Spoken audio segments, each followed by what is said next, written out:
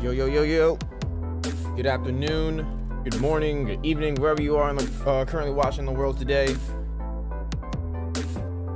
30th episode of the live stream. This is dope. 30th day in a row coming through. And be able to cook up some dope music with our fellow bedroom producers out there. So that's fire.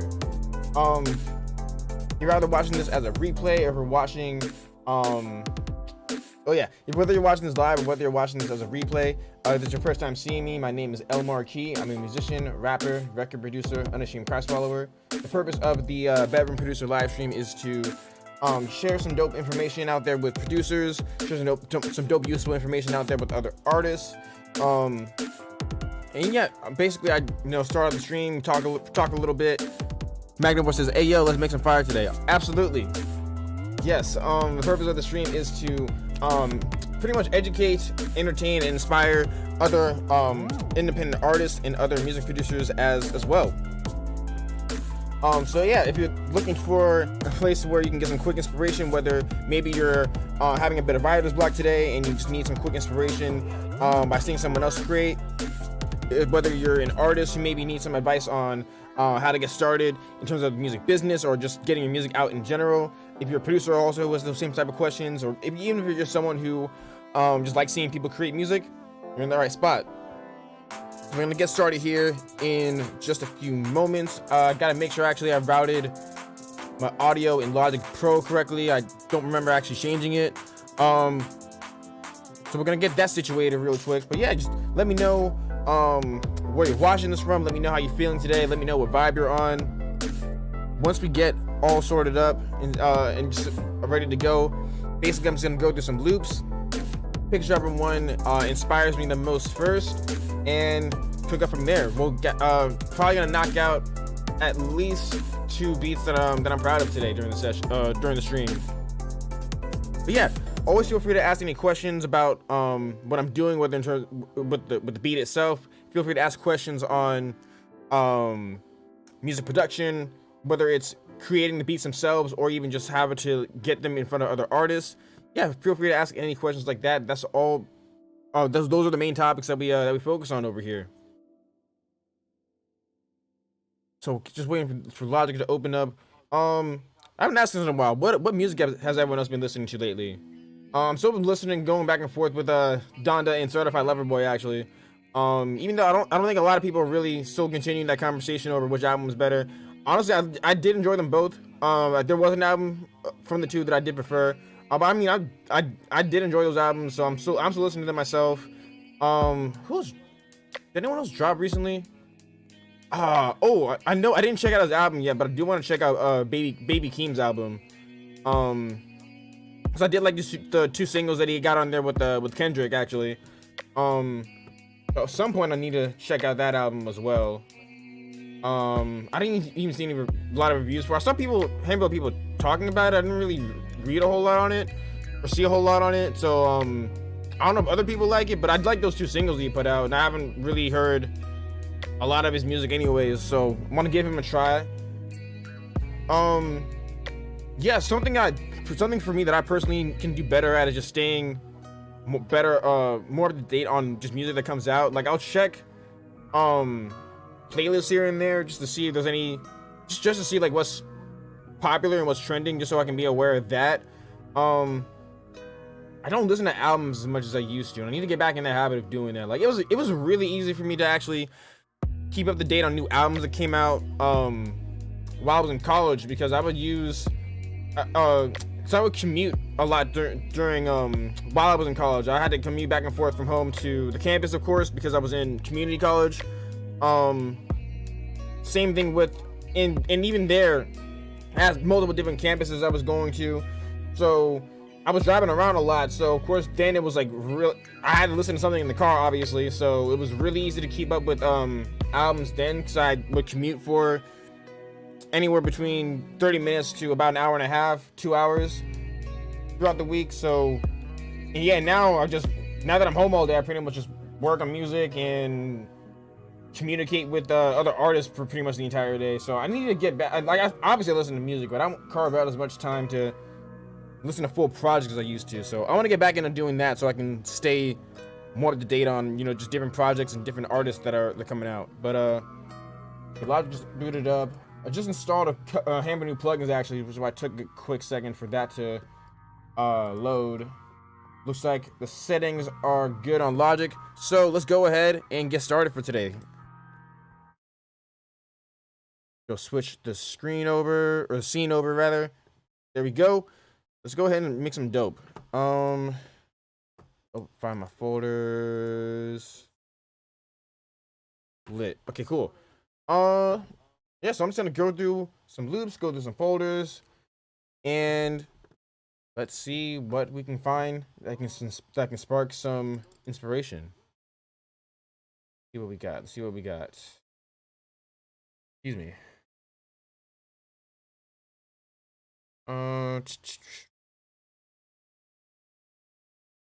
Scrolling. This.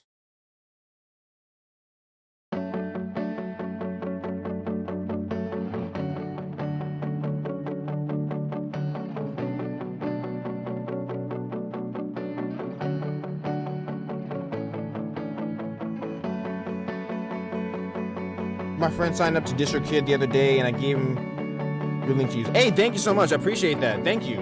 Really appreciate that. Yeah, so then your friend should have gotten a pretty decent discount with them actually, for his first year signing up. So that's fire. Thank you. I really do appreciate that. Yeah, I highly recommend DistroKid for all independent artists to use to upload their music to all major music streaming platforms. Even if you're a producer, I would highly encourage you to release your beats as instrumental music as well, whether you just make type beats that you would expect to see on YouTube, or if you make another genre of music where it's where the instrumentals would be fun to listen to, whether it's like lo-fi or rock or anything like that. Highly encourage everyone to use DistroKid, and also just if you're a producer, also release your own music as a solo artist as well. And so this loop over here, this is the first thing I clicked on, but this actually caught my attention. Let me get my posture right in my chair. I'm over here leaning over for no good reason. It's comfortable.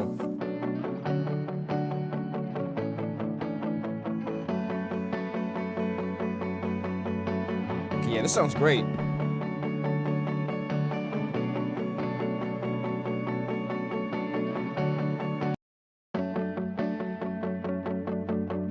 I'm just beating loops up a lot. Let's try slowing it down here. That sounds like first. Nah, never mind. That sounds kind of sad, slowing it down.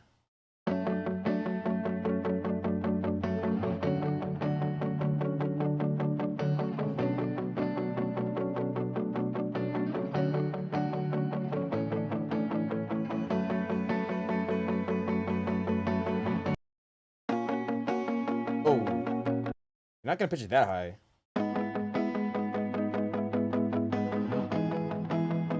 Okay, we're getting somewhere.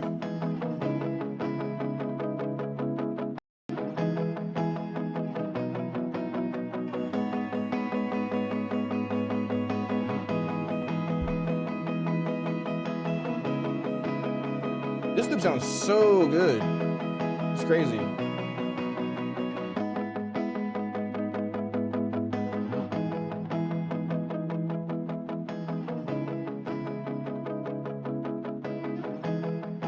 Are there any YouTube tutorial videos you could recommend on how to use/upload songs to DistroKid, SongTrust, SoundExchange? Yes, great question. So I actually have I'll drop this in the chat real quick actually. I actually have a playlist of how to use DistroKid, SongTrust, and SoundExchange. Let me drop this in the chat really quick. Just gotta pull it up from my channel. Yeah. So I do have a playlist of some videos that walk you through exactly what you need to do to register your music with all of those websites. Super easy. Where's the playlist now? Hold up. I gotta scroll through. Yeah, so basically it just walks you through everything you need. It teaches you how to use DistroKid, teaches you how to use BMI actually. And a lot of those, if you happen to use ASCAP, those skills carry over as well. It may just look a little different on ASCAP's end. And yeah, but same thing with song trust and sound exchange. Walks you do exactly what you need to do. There we go. Just posted that in the chat right there, Magnivore. So if you want to check that out sometime, feel free. So yeah, so it should. It's a So yeah, so basically it walks you through how to. I don't remember if I included how to sign up with. No, I don't think I included how to sign up with the companies. Sign up's pretty straightforward. It's same thing as with every other website. Enter your email, enter some information. Um, and then in terms of using them, of course, whenever you have new music that you want to upload to Spotify and Apple Music and all the other major music platforms, TikTok, all that, upload your music through DistroKid. They will collect all your. They'll distribute your music for you, and then they'll collect your master royalties, which is whenever someone buys your song on iTunes or streams it on Spotify and Apple Music. BMI collects your performance royalties. Song Trust collects your mechanical royalties and your international royalties, and Sound Exchange collects your digital performance royalties. And all in those videos, you walk you through what all that stuff means in better detail as well.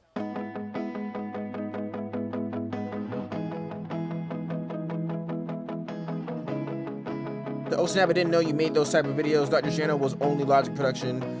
I'm 100% going to watch your royalty playlist. Yeah, so I used to make videos that mainly focus on music business, actually, because I was trying to mainly attract the attention of other independent artists. And then I switched over to doing producer content last year because like I enjoyed making those other videos, but they weren't growing. Like the quality of the videos themselves were getting better, but they weren't getting a lot of attention from other artists. They would do like well on Instagram actually, but they honestly didn't do that well over here on YouTube. So then I decided just to switch it up and try something else. So now I mostly do videos on how to produce in Logic, but eventually I do plan on expanding back out and just doing other videos that also focus on music business more in the future as well. But right now it looks like the content that's been doing the best specifically for me is content on Logic.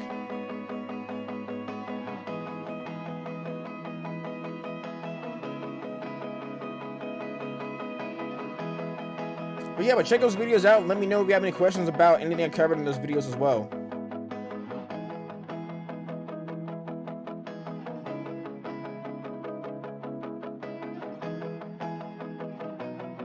Okay, so manipulate the loop a little bit. Let's go ahead and start putting down some drums.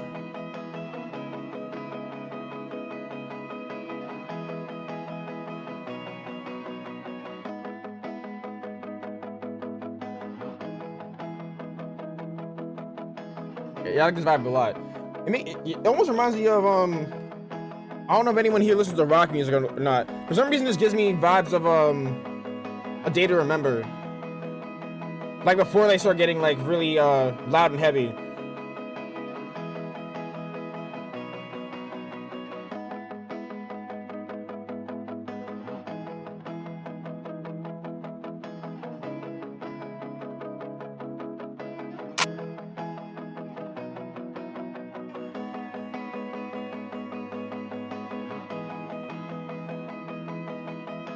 So let's go ahead and put this clap down.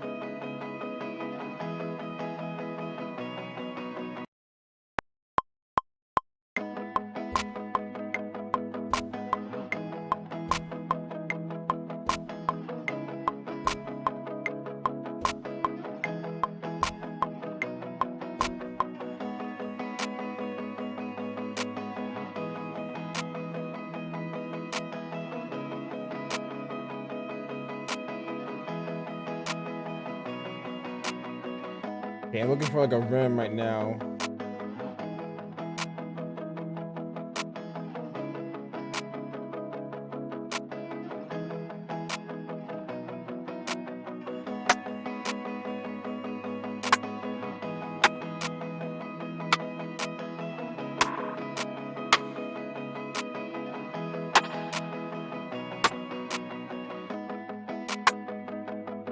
I think that one fits the most.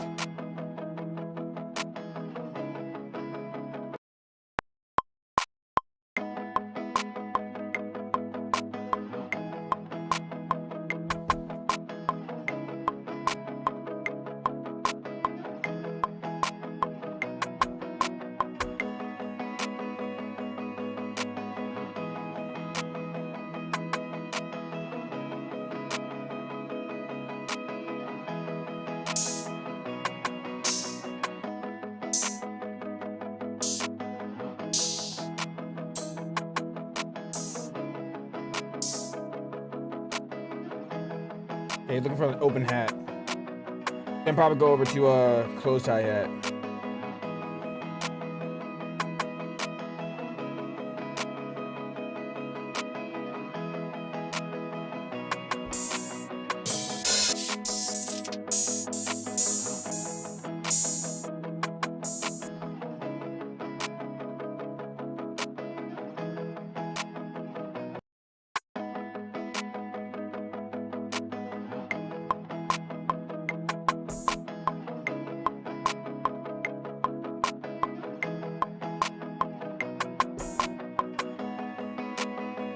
Okay, we're getting somewhere, getting somewhere.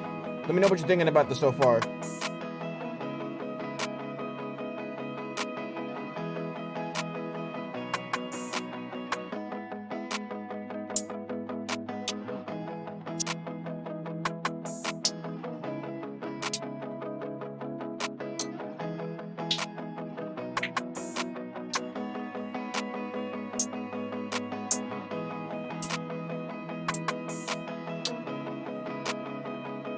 You're looking for a close hi-hat right now.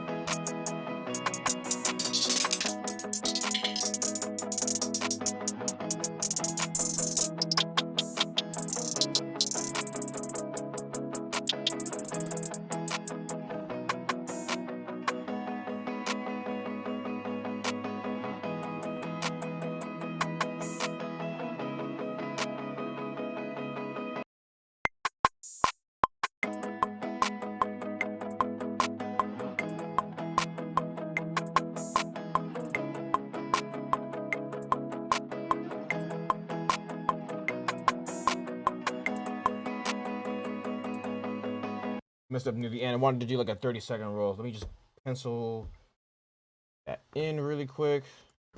Be like right over. It'll be right over here.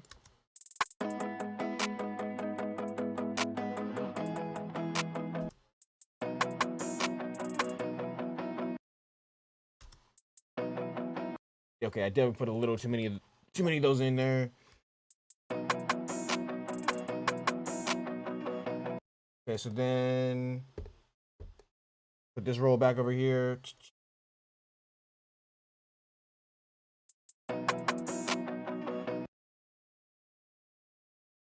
Okay, so the 16th notes and then 8th note.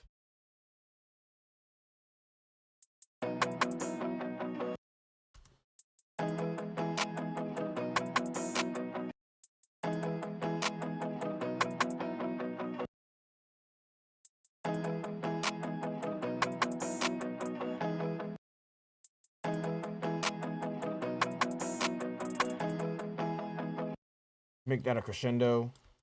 That's a music theory term basically for it starting really low and then rising in volume.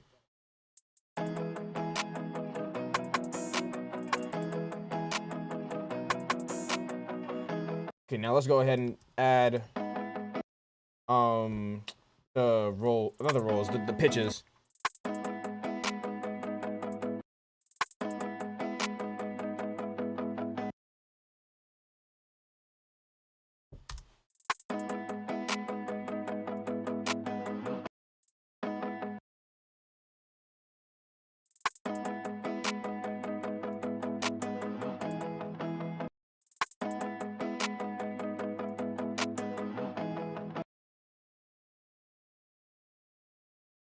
Wait, let's put this back up there.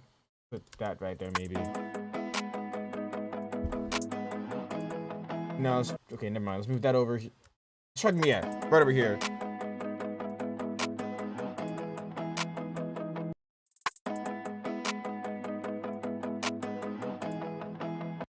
No, this one. There we go.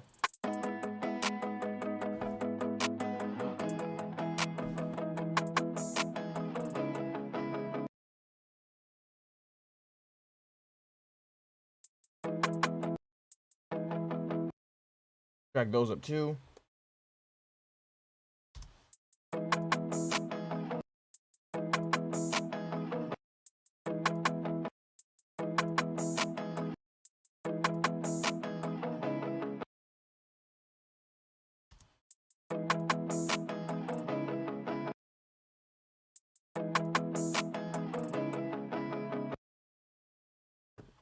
About those roll up too. Let's make this view a little bit bigger. Okay, drag that down, drag it down.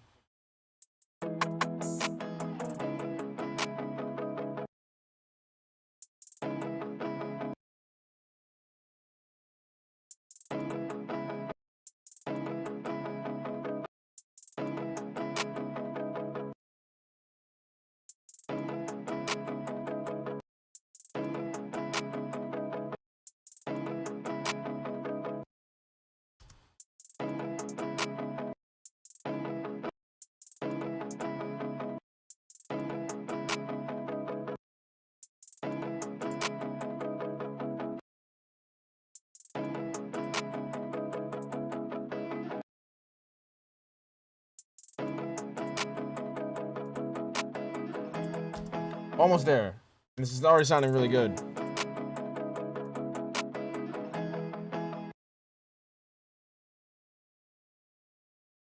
Those up too.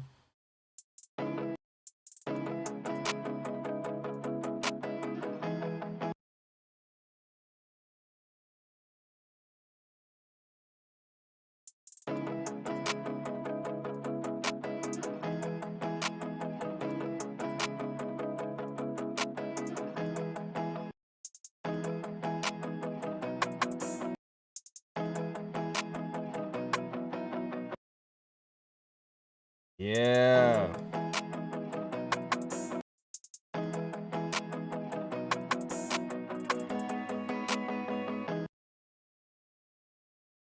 Drag all these up pretty much. The last one. So pretty much it'll like start off at a really high note with this roll, but a lower velocity.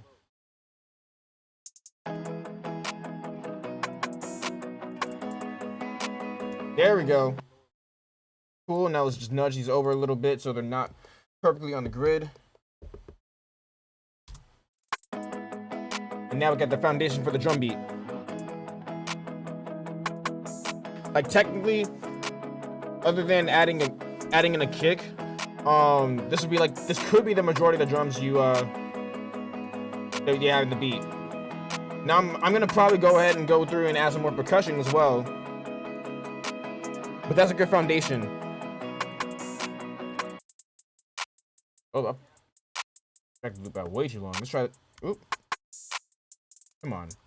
You know better than that.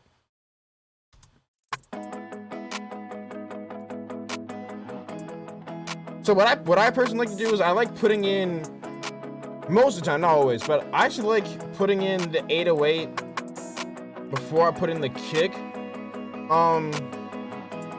I used to do it the other way around. I used to put the kick in before I put in the 808. But for some reason, like when I started doing it the other way around, my actual like bass lines were starting to get more interesting. I don't know why.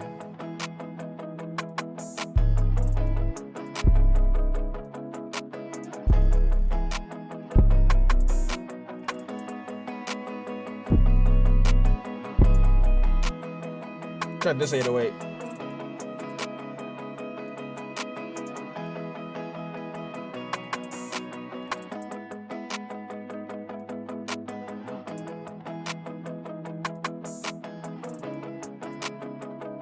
So what key are we in? We are... What's F sharp minor plus 2? That will be G sharp minor. Change that up here. I don't even remember how to play in this scale, to be honest. I don't think I played in the scale in a little while. I'm weird. I like seeing that there. I know like pretty much no one else uses that that part of Logic. I don't know. I like seeing the key there for some reason.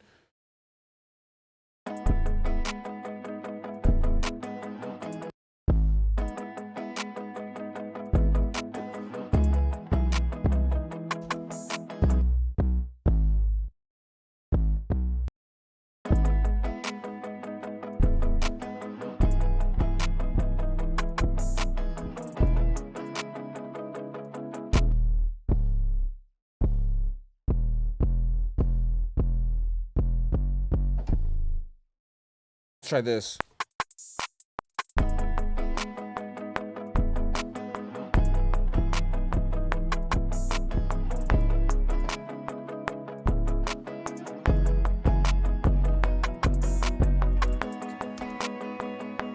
messed some of that up near the end, but that's the beauty about using MIDI, because now we can just go ahead, instead of just playing that over and over and over again, we can just go ahead and adjust it properly.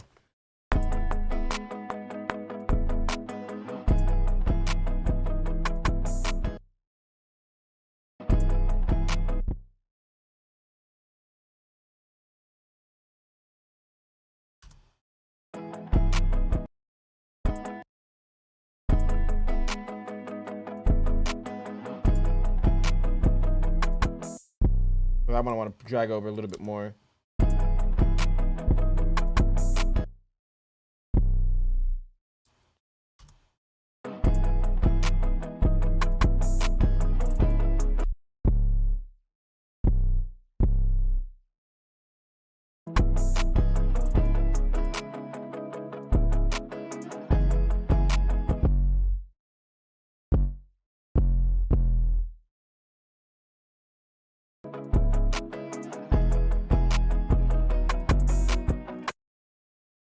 Okay, so that last note is obviously wrong.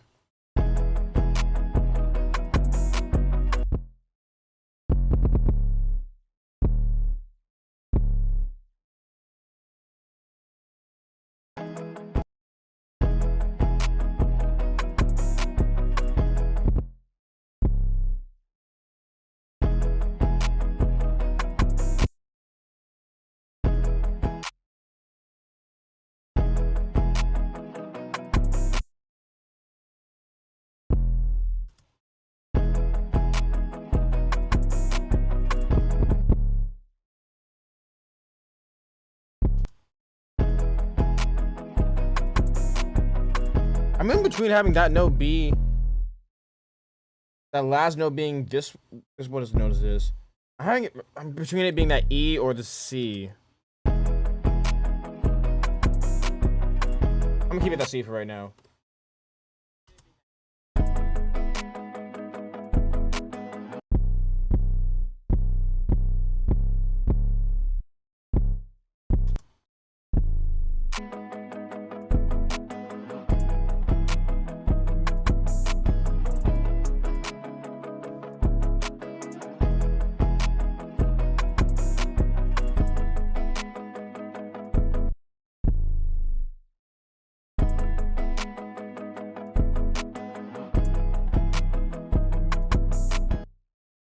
Now I just need to drag some of these notes out a little longer.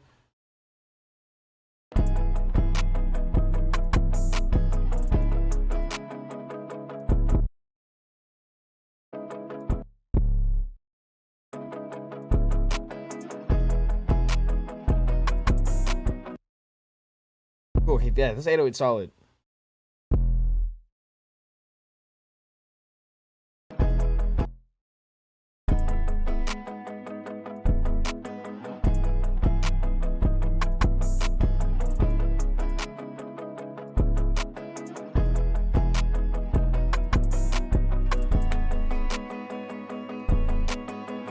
So now I'm trying to think of what's some counter melodies and stuff I can add.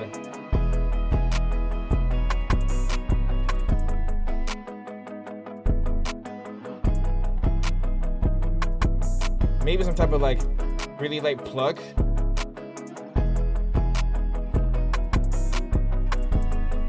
Like there's enough in this loop to where I could honestly just kind of keep it as the loop itself. And then just take out some of the different elements. I just want to try adding maybe a few other things though, just to hear it.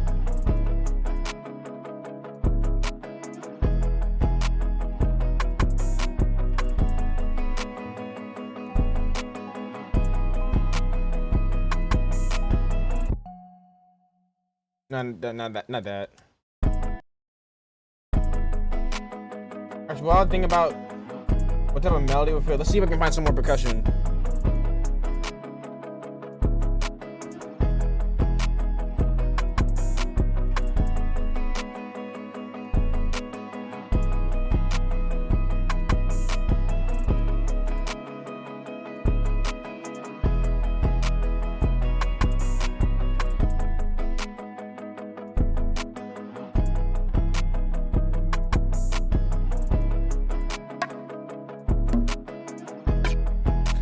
This guitar sample is dope. Thank you. Yeah, guitars are still very much so.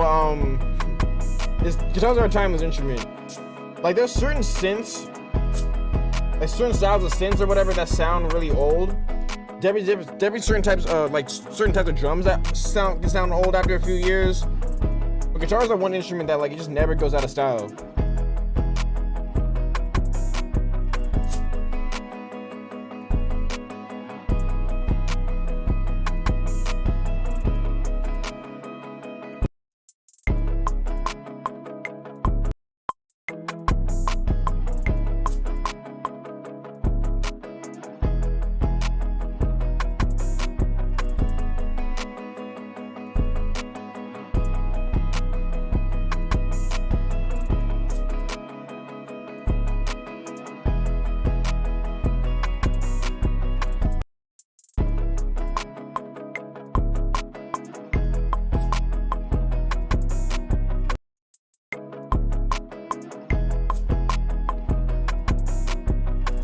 Let's save this real quick. I saved this because I just realized I put all that stuff down and I did not save. We are going to call this beat. We're gonna call this beat. What are we gonna call this beat? Better Off. Sounds like a really emo name. But I mean, yeah, this like the guitar, so it's giving me like a if you listen to rock music at all, it gives me like that A Day to Remember type vibe. Other bands within that similar style.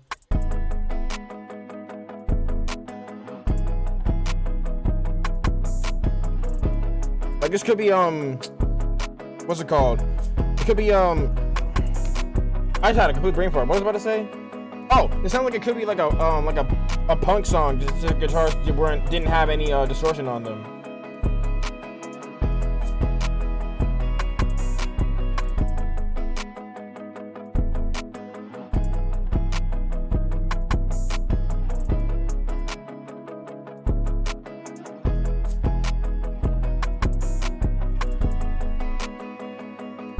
Okay, so let's go ahead and find some more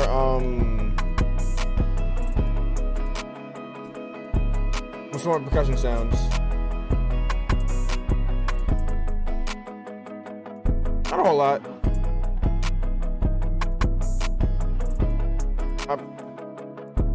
It's like I'm always trying to balance not overthinking my beats, but also not underthinking them and just kind of just rushing through them. Sometimes, like technically, this could be all it really needs. I think I don't know if I even want to.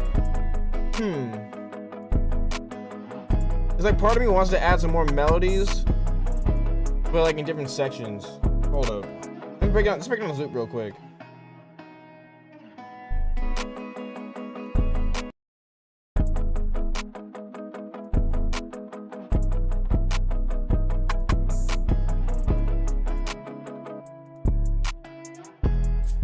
Okay, so those are pretty much gonna be there the entire time.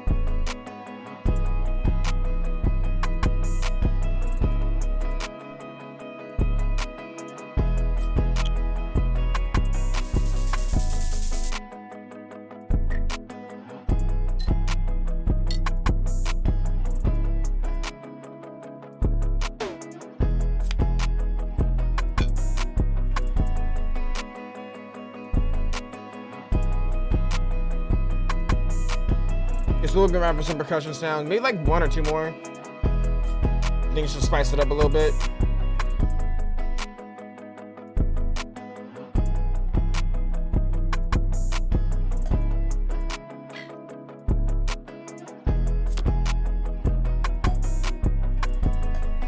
That sounds kind of cool. needs a bass line and maybe a few supportive melodies, not full bar melodies, just small accents here and there. Yeah, that's exactly what that's what I was thinking. Like just some more like background stuff. Michael McCray, how you doing? Thank you for tuning in. Appreciate you.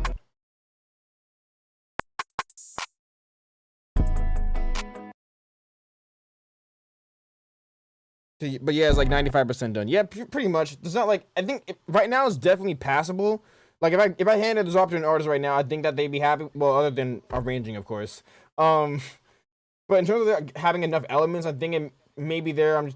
Sometimes I'm just extra, and I'll try adding in some extra things here and there. Because every now and then, it always comes across the artist that says something like along the lines of it's missing something, even though it's like 95% of the way there. So then I just try to add stuff in, and pretty much all the time. Well, most of the time when I send beats off, anyways, whether it's on my website or if I'm working with someone else, they add the stems anyways, so they can, of course, if something in there that's unnecessary, they always can like take it out. Michael Moore, I'm glad you're doing good.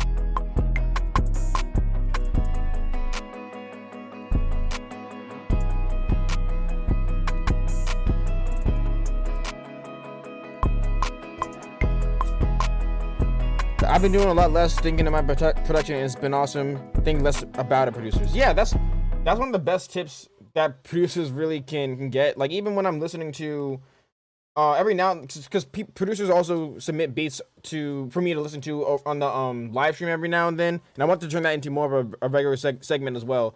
So with some people, like the beats are just way too busy. Not all the time, but like every now and then, like. People get say 95% is a good number. Yeah, exactly. Cause yeah, honestly, like when it comes to artists, I think producers try to make beats to impress other producers sometimes. Specifically ones that are like just kind of like starting out, still trying to like get their 10,000 hours in. A lot of them, I feel like they're trying to impress other producers, and they'll add in more instruments than what's necessary. Or they'll just feel like if they like put down one or two melodies, or only put down, or like if they use a loop and don't add too many other things over it, that it just doesn't sound it may not sound complete or complex enough. Like yeah, like you said, 4 elements is all you need to make a hit song. Honestly, if you listen to most of the beats that are on the radio or on Rapcabulary, which is Spotify's most popular rap playlist, honestly, like most of those beats are like pretty simple. Not a whole lot of stuff going on. So. Not to say that you need to fit that mold all the time, but if you're specifically a producer who wants to get your beats placed with other artists, I mean, that's a good blueprint right there. A lot of the beats are relatively simple, and they don't have too many elements going on, and they leave space for the vocalist. So even if your beat does have a whole lot of different instruments inside of it, the most important thing really is to find some way just to fit the vocalist in the right pockets within your beat. So yeah, I still kind of want to put down a few more instruments just to try it out. If I'm not feeling it, then I'm just going to arrange it, and then I might come back to it later and try adding some more instruments to it. But like if I do end up adding anything else melodically, it's not going to be a whole lot. It'd be more so like stuff in the background.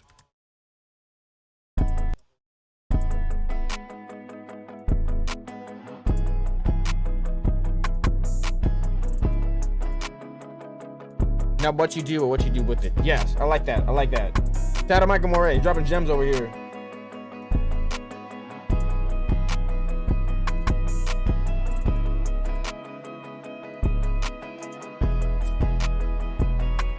Let's see what we can find.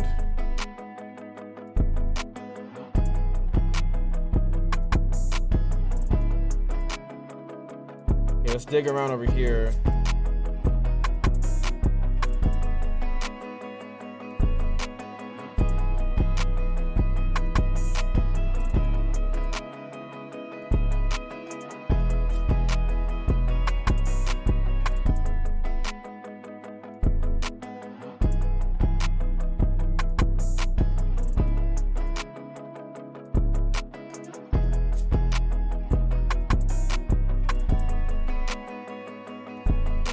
There's like there was a specific piano sound that I was looking for. I never can remember the name of this piano.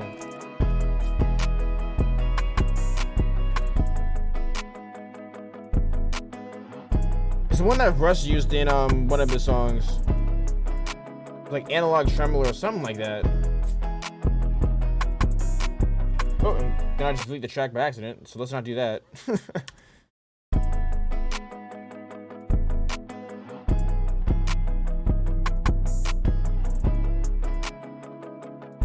The other thing too, in terms of like making beats like simple, but like leaving space for the artist. A lot of times, what I do is to, I just like change up things here and there, like the drum rhythm or the bass rhythm, like a little bit, and adding like drops here and there, and that even that in itself, that makes the makes a relatively simple beat like this sound just more interesting.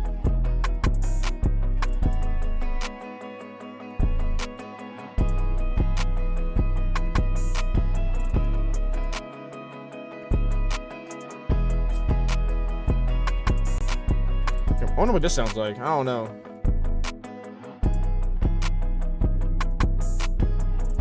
No.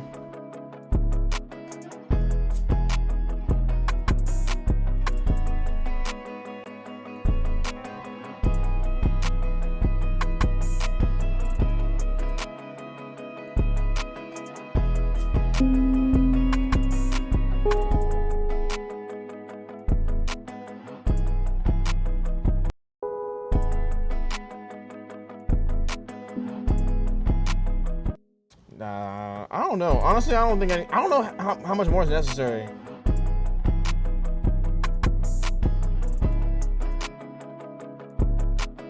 Okay, you know what? Something's telling me just to keep it like this for right now and just come back to it and try to find a melody maybe as I'm making or arranging it rather. So what are the limitations of Omnisphere? Is it a CPU hog? Are there lots of sounds worth using in songs? I wanted to see what it's about, but not be disappointed. Great question. Yeah, so with Omnisphere, it does take up a little bit of CPU if you use a lot of instances of it. Depending on your computer specs, it may or may not affect you too much. I know I can run a couple instances of Omnisphere with my setup, and it still be fine. Something like Serum, that definitely takes a bit more CPU. I noticed when I have like three or four instances of Serum open, I notice my computer starts slowing down a bit too. But yeah, with Omnisphere, it does come with a lot of different sounds. And yeah, a lot of your favorite producers actually use Omnisphere as well, which is honestly that's why I got it.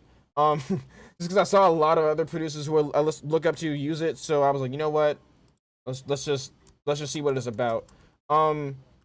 Which also, I mean, it's not really always the best reason to invest in a plugin. Something I guess I could compare it to is the first really big plugin suite that I got actually was Complete by Native Instruments, and they were around the same price point.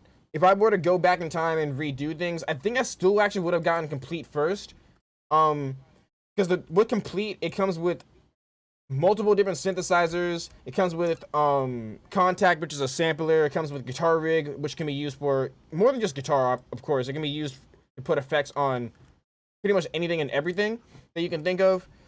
And they're around, to my knowledge, they were, at least the time that I got it, they were around the same price point. Of course, now that I have both, I do like using both. But yeah, honestly, I do recommend, well, I'm trying to think, whatever. I'd say I would recommend getting it. It's not a must-have plugin. I think if you have other plugins that you use, whether it's Complete or whether it's Serum or whether it's what's something else that people use. I don't know. I can't, because I don't really use a whole lot of plugins, to be honest. But if you're someone if you make a lot of your own melodies yourself, if you're into sound design, and if you like having a lot of presets to be able to go in, customize, use, load up, and also customize, yeah, I would recommend Omnisphere. The only people I really wouldn't recommend Omnisphere for is people who are more so into using more so only into using loops, and maybe they don't really make a lot of their own melodies. Anyone who's really into sample-based production and doesn't really focus on melodies too much. If you're someone who doesn't really, if you're someone who samples a lot and you maybe don't really make a whole lot of melodies, I might not recommend it specifically for those types of people. But if you're into sound design, if you're into making loops, if you're into adding melodies to different things, then yes, I would most likely recommend it to people like you. And also, you can you can add other you can add new sounds to it later down the line too. Okay, so let's go ahead and start arranging this.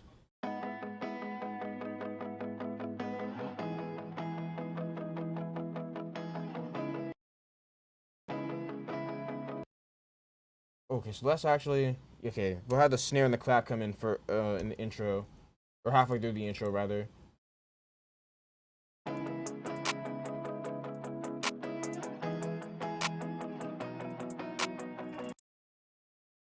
Or adding different melodies. So for example, there are lots of producers, not saying this is you at all, but like there are a lot of producers who they'll get a loop, whether it's from a sample pack or whether it's from Splice or whatever they use, and then they'll pretty much kind of just drag and drop the loop, and then they'll only add drums and bass. Or in other situations, there are producers who are they team up with other producers who really just make their loops for them, like exclusive loops for them, and then they just add drums.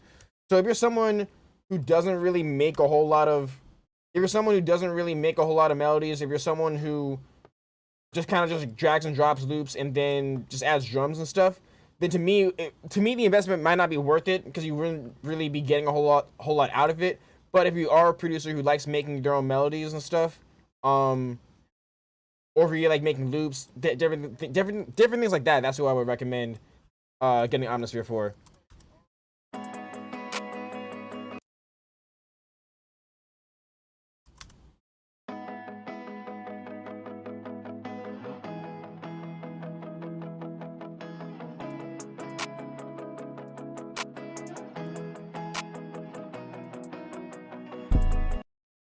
No problem. Yeah, no problem. Let me know if you end up getting Omnisphere or anything like that.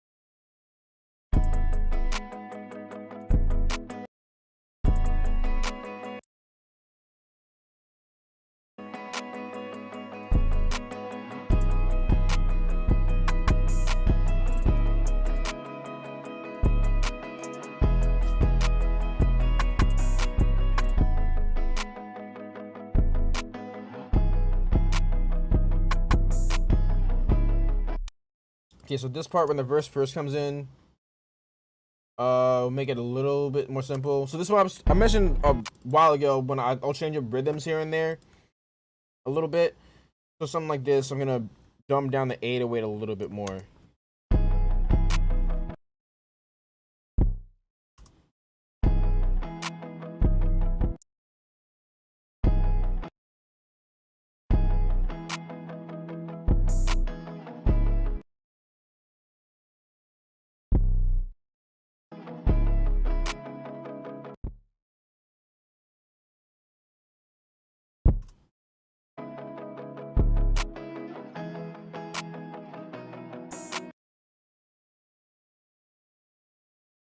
Take this out, take out the last clap.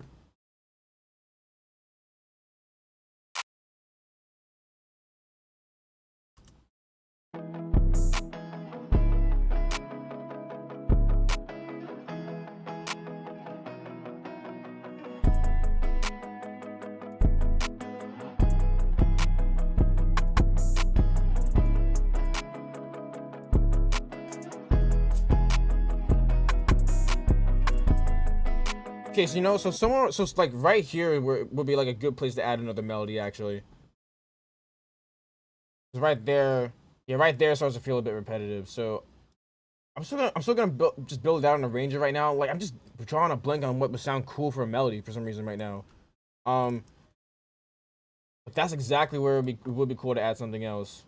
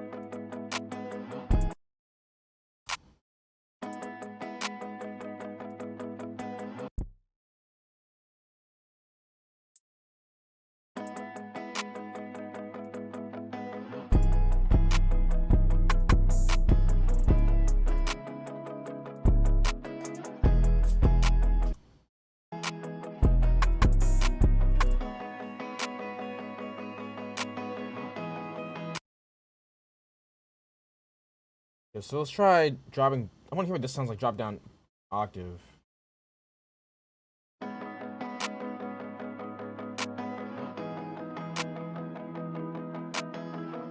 That's sauce right there. I don't know, like substance or plug, something like that works to count. Yeah, I mean pretty much exactly. Yeah, exactly that. I'm gonna come back to that part right there. And the chorus comes back over here. So yeah, so like a soft synth. Yeah, nothing like really overwhelming is what I'm thinking. Like it could be like a softer synth. It could be plugs. That's what I was thinking before. I just can't think of a good line right now.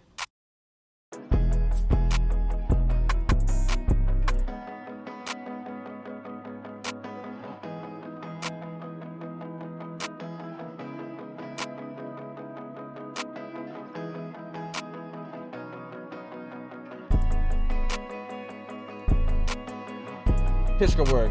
Yeah, so I just dropped the pitch of one of the elements in the loop. So here's what. So this high guitar part, this is just the original. Well, I pitched the whole thing up, but this, for the sake of this example, here's the original pitch of that loop, or that part of the loop. And then right before it drops right there, I just dropped that down an octave.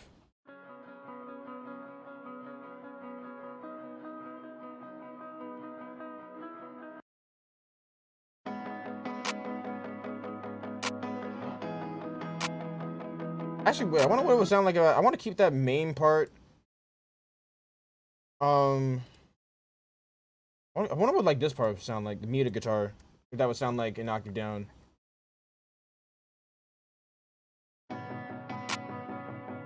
Nah.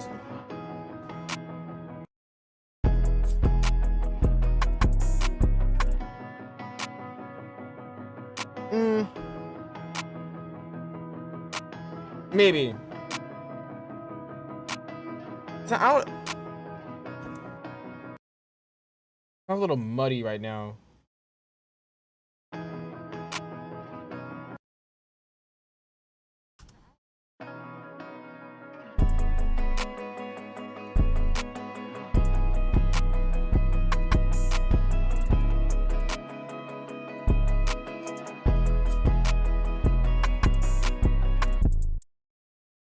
Okay, so let's add this back.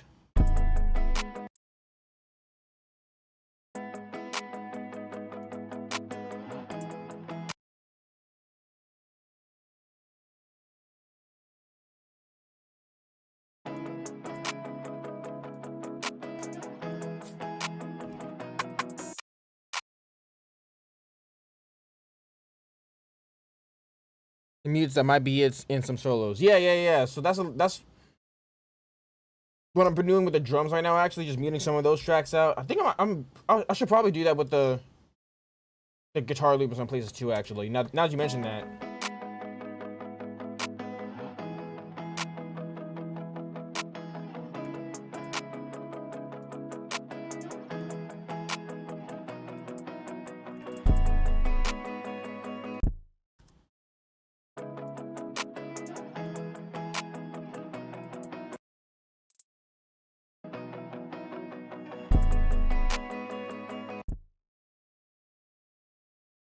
Shop that. The trick with, and yeah, so I'm probably gonna do that too, like muting out some parts of the loop. The trick with that too is so yeah. The trick with that too is just to not overdo it. So along with leaving space for the artist, you also don't want to throw off the rhythm. But I mean, of course, there's a way that you can do it that makes sense.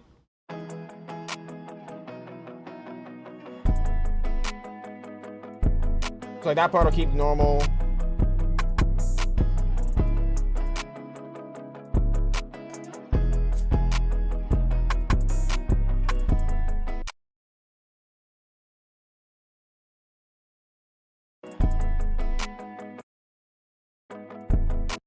Okay, so I'm just gonna pretty much copy and paste this verse B, the chorus over.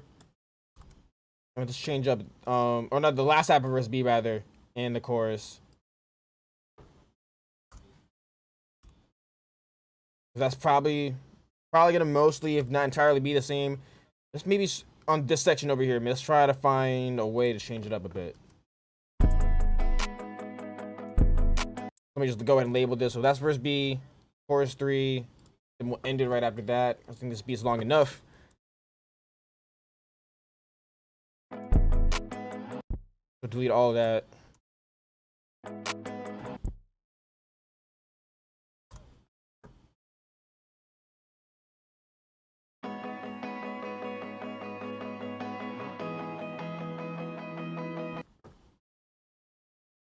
So how long you been using Logic? Oh yeah. Oh wow, you've been using Logic 8. Wow, you've been using it for a long time. That's awesome. I've been using Logic for the last, I think 7 or 8 years. I don't remember when I got Logic. When I first started making beats, I was using Machine exclusively. Then when I started recording vocalists, I started using GarageBand. I started using GarageBand specifically for recording vocalists. I think I made some beats in there too, actually. And I would just bounce back and forth between Machine and GarageBand. Then eventually I got Logic. I don't remember when though. So like about 7 or 8 years, probably 7.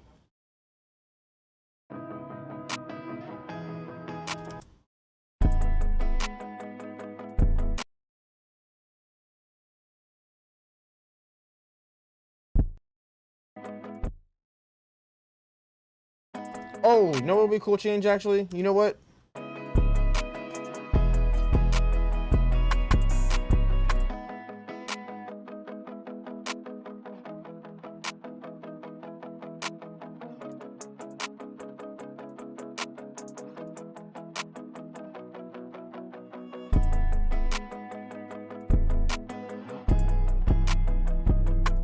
It sounds kind of empty there, but I don't know. We'll start off with that. Build up as we go on.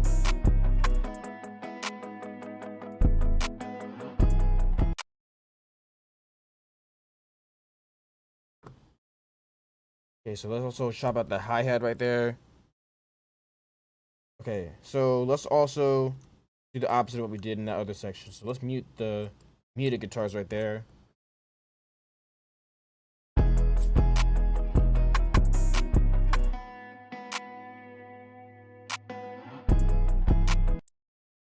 Okay, so right there doesn't work. That sounds a little empty.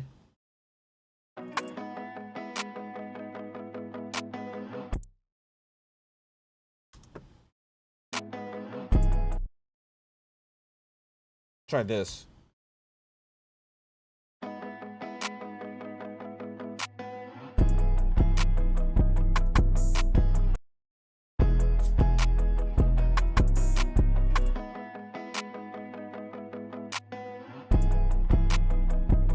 Maybe just mute all the guitars there.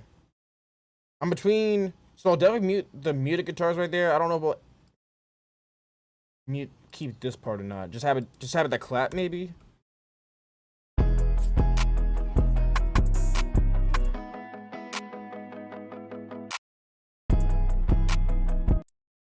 Yeah, let's try that for right now.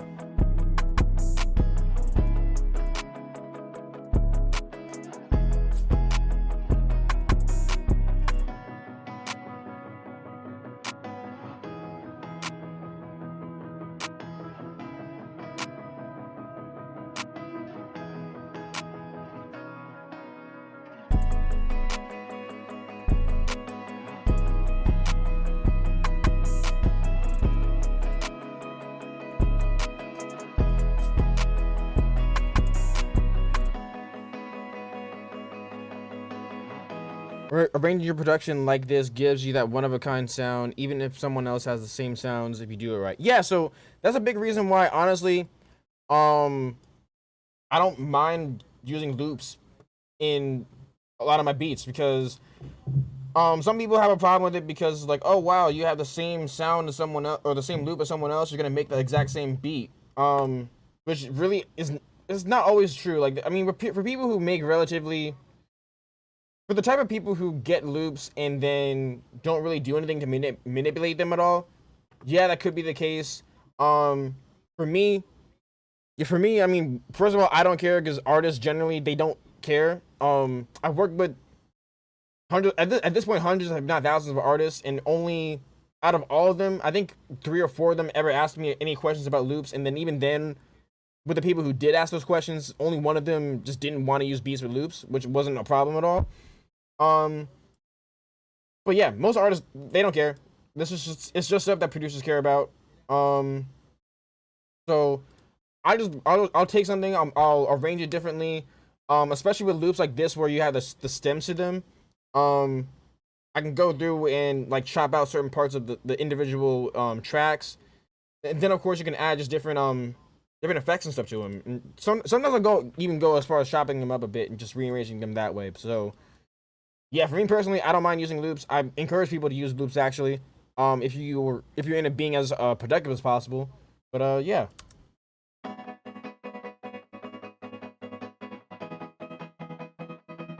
So something I'm so yeah, I didn't even say I was doing right here. So is it a hit? All that matters in the end. Exactly that. Exactly that. Exactly that. Um yeah, cause like honestly, cause like yeah, like I said, with most artists, they don't care if you use a loop or not. They just care if it sounds good. Like that's really it at the end of the day. Does it sound does it sound good, and then does it also match their vibe? Is it going to allow them to tell the story or express the emotion that they want to express? They don't care if you used a loop or if you use arcade. They don't care if you use massive or omnisphere. They don't care if you use a free drum kit or a drum kit you paid for. Like they just care like does it sound good and does it match the vibe that they're on?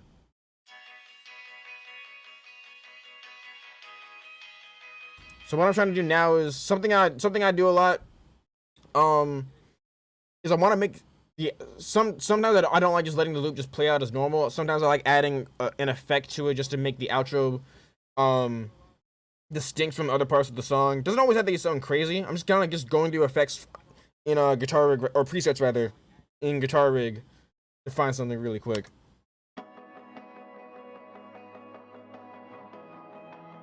As a matter of fact, let's go ahead and use automation. So let's bypass it. Make sure to turn it on. Ashik Romeo, how you doing? Let's bypass or keep guitar rig bypass rather, and activate it during the outro. Yeah, Ashik, how you doing? Let me know where you're watching this from. So now it'll be off right all throughout the rest of the beat. Then turns on right here.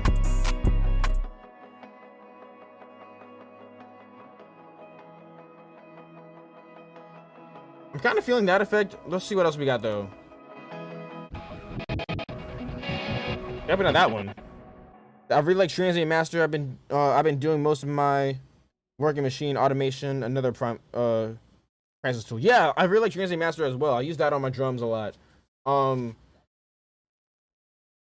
yes, automation can turn your mix from like okay to no, not even okay. It can change your mix from good to great if you use it correctly.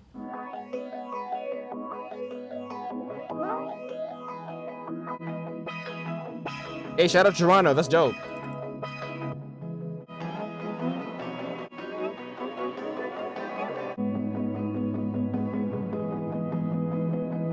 Ooh, that could work. It's like subtle enough to it's subtle enough so it's not overbearing, but it adds just enough change to it.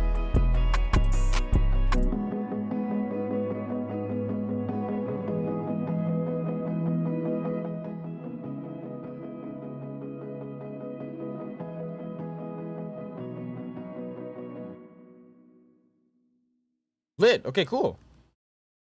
He's automating the on and off button for anyone who don't know. Yeah, so yes, that's all I'm doing right there. I'm just making sure, because what some people will do, I can show this really quick, too, actually. Something that some people do is, and this is what I get these a lot with when I'm mixing songs for other artists. So something a big, not necessarily a mistake, but if you're someone who wants to really, if you're someone who wants to, what am I trying to say? Oh, sorry. If you're someone who wants to conserve as much computer power as possible, and if you want your sessions to look as neat as possible and not have any tracks that are unnecessary, what I've seen people do, which I don't like, is, let's just pretend that these are vocals, just for the sake of this example. They'll take it, they'll copy and paste it over to a different section. I don't know, move that over here. And then they'll put the effect on like that. Like, let's say that would be like your normal track, and then this is the track that you want the effect on. So then that just adds an extra track that doesn't need to be there. What you could do instead is, let's delete this track entirely. Basically, what you could do there instead is just literally open up the plugin, and then just bypass it right where you don't want it, and then activate it where you do want it, and then bypass it again if you don't want it there, anymore. That saves up CPU power. That prevents you from just creating unnecessary tracks. So that's why I just love using automation that way. So cool. Let's go ahead and listen to this beat from the top. I do want to go back to it later and try to figure out what are some more melodies and stuff that I could put in it. Right now, just kind of drawing a little bit of a blank on it, but yeah, you don't always have to finish your beats all in one sessions or one sitting. So let's go ahead and listen to this right now. Let's see if I can think of anything, and let's move on to beat number 2.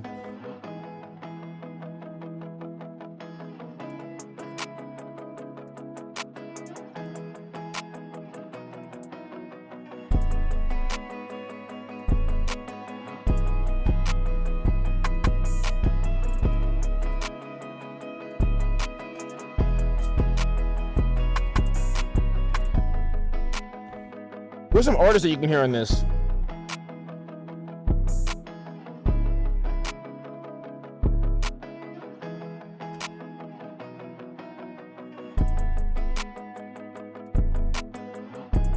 So as an engineer looking for steady work, are there any websites you might know of where people are looking for beats or mixing services you might know of? I do both. Great question. I was actually listening to a podcast earlier today that was talking about that exact same thing. So in terms of a steady website, you would have to look into. I don't have really good tips on this because I'm still doing research on this and studying this for myself. Actually, because this is like really fresh. Look for freelance websites. So I followed you on Insta. Give me a shout if you want me to do a second. Hey, thank you, appreciate that. Yeah. So if you're looking for steady work for mixing services, Fiverr. What's the other one called? Fiverr's a freelance website where you can basically sell services. People typically go on there looking for stuff that's relatively low priced. But that's a good place to build up your clientele. What's the other one? Soundbetter.com. That's a good place where it's pretty much like Fiverr except for audio engineers and session musicians and producers. But the other thing too is like, those sites are cool. I mean, I'm still gonna try them out because, like, why not? It could be another source of income. That's a great place for mixing engineers to find work. Another thing that you can do too is just do some work for yourself and like just look for clients to work with. Go to different hashtags on Instagram, TikTok. Find different artists on YouTube, and just hit them up. Have some genuine conversations with them, and see if they're interested in you either producing for them or for mixing for them. And then if you're a producer, like if you sell beats using your website, if you're connected to like a BeatStars, if you sell your beats through BeatStars, if you give away free downloads for your beats, you can have them sign up for your mailing list. To also SoundClick her. Yeah, SoundClick. SoundClick's a bit. People still use SoundClick. SoundClick's a bit um outdated at this point, but since there aren't as many people on it, there isn't really as much competition. So that honestly, I should be looking into that too, just to see if it's worth using now. But SoundClick is a good website too for selling beats. That was like the beat stars of um like the late 2000s, early 2010s. Um, where's it going with this? Oh yeah, so if you use BeatStars for example, and if you give away free downloads for your beats, they can sign up for your mailing list, and from there, that's really the one of the best things to do in terms of getting like regular customers for production if you're into specifically leasing beats online, even for mixing as well actually, any type of business. That's the best. That's one of, if not the best ways to keep in touch with your customers because like for example with Instagram, with TikTok, or even with these other sites like Fiverr or Upwork.com Sound Better, which are so good to use. If you're if they go down tomorrow, or if they change their algorithm and they reduce the amount of people who's seeing you on there, then people aren't going to always see your content. You're not always going to be on top of people's minds. Um and also they can just shut down your account whenever they feel like it. Like if they decide that you're violating their terms of service for any reason whatsoever, they can always just shut down your account. But if you have an email list, you pretty much can always stay in contact with your customers. So you can pretty much contact them whenever you want. You can send them updates basically on whenever you drop new beats, or if you have any other services you want to offer them, and just find different ways to add value to them. Um, and then that can be really where your steady work comes in from there. Like just like sending out some updates to your email list here and there, and just saying, hey, I dropped a new beat. Hey, how can I help you out with this? Hey, here's some free knowledge on how to progress as an artist. Um, Different things like that. So there are multiple ways to do it. In order to get regular work with beats and mixing. Oh, and one other tip that's so obvious that I forgot because this is how I started off. If you just working with local artists.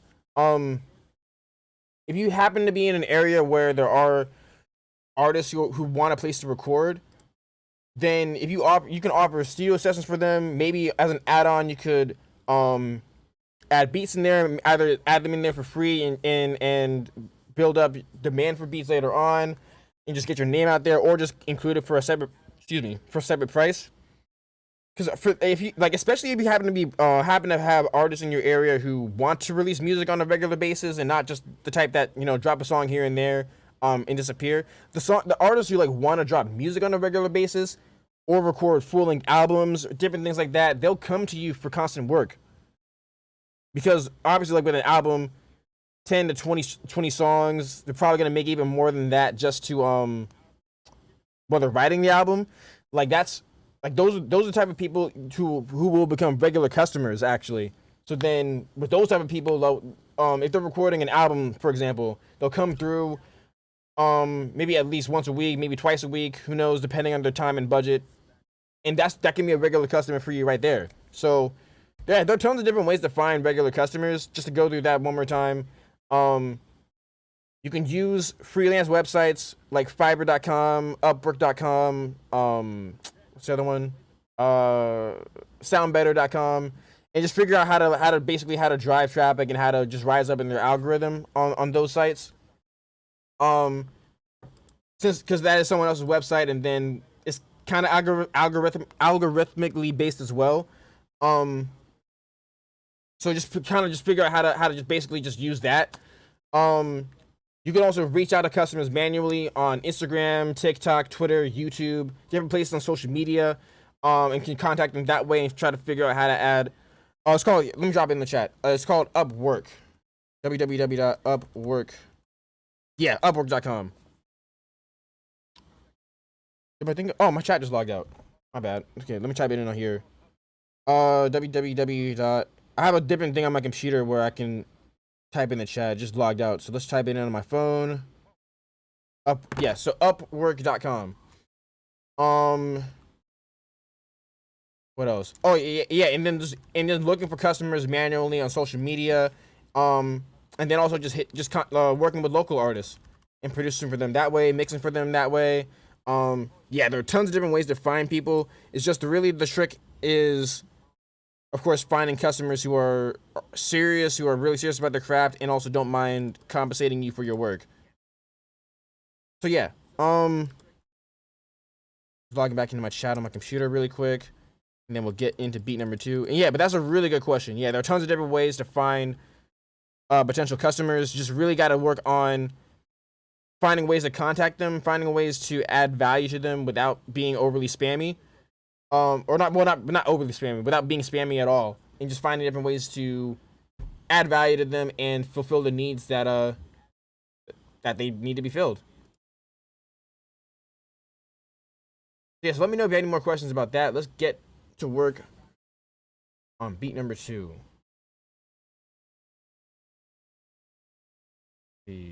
Find some loops. What pack we can go through today? What pack? What pack?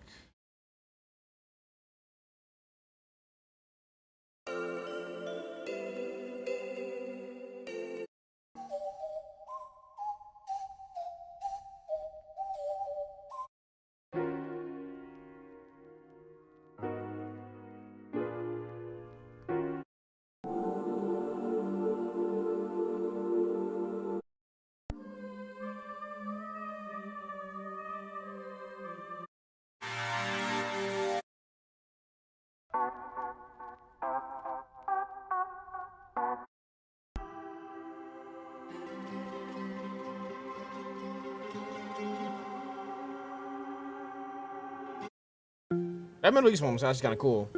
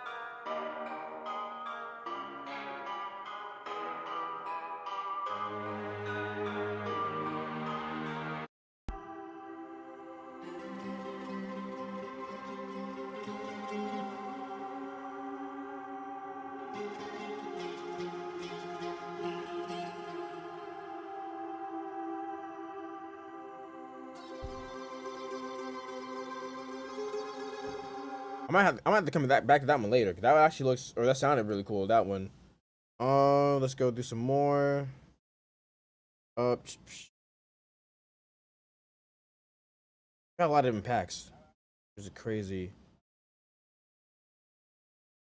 This pack. That's for funk.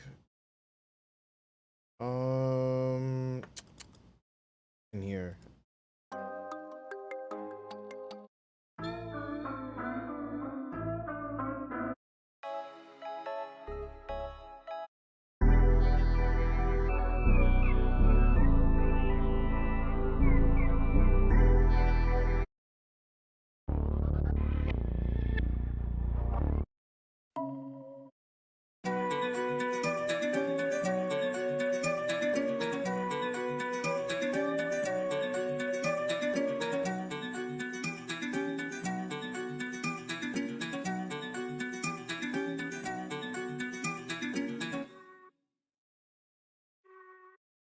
I just kind of like that one.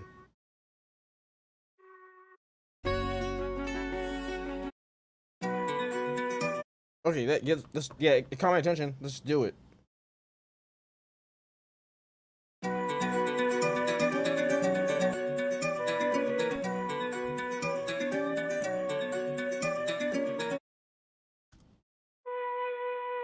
That's hot. Bet. Tap that up. That might be cool for a different section.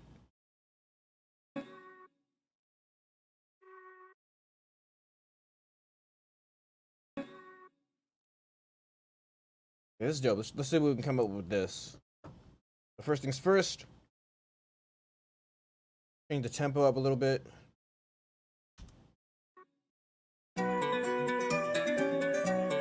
That's way too fast.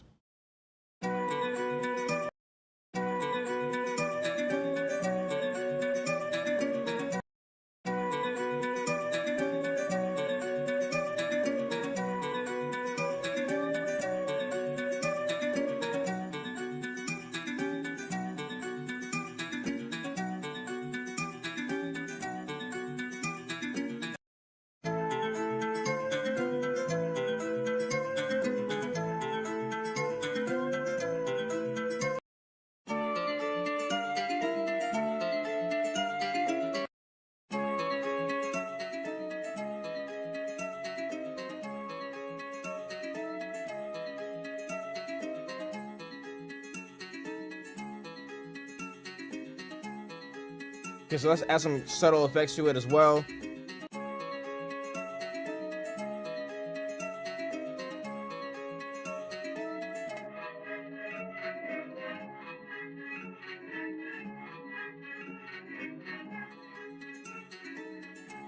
So I just want to mix this in there.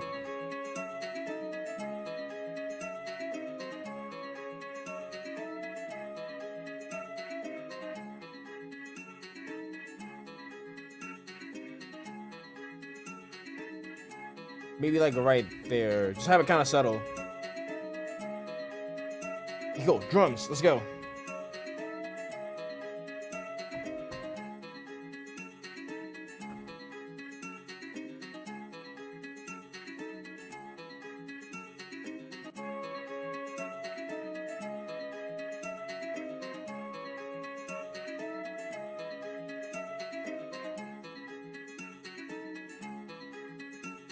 Okay.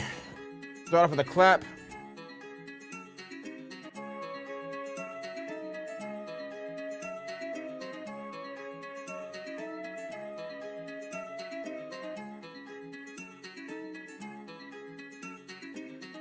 Okay, let's go over here, the cartel drum kit.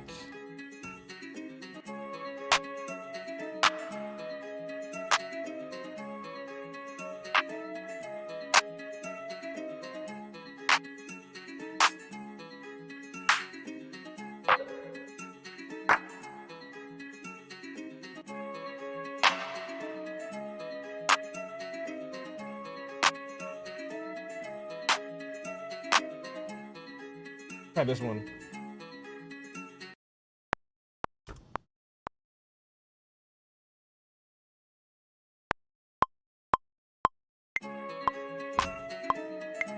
Oh wait, slightly upbeat. Hold up. Hold up. Wait, let me go back and actually. Let me duplicate this really quick. Or let me, no, 'cause I just want to save that effect. Hold up. My bad. Technical difficulties. I think I messed that up a little bit. Let me just make sure that, because we're on slicing instead of polyphonic when I try adjusting the time. Let me import this back into Logic really quick. One moment. Okay, so it was 120 was the original BPM. Open the folder back up. Or did I? Oh wait, okay. What was the name of the sample? My bad.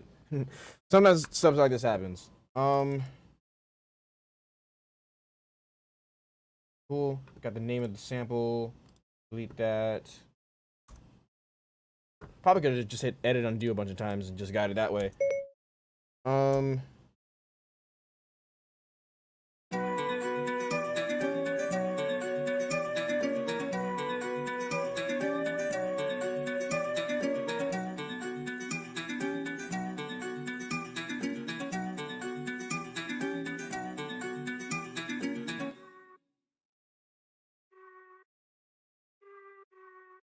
Okay, let's try this again.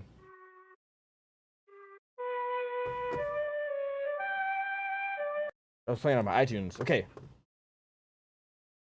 Turn that on. Make sure it's on polyphonic.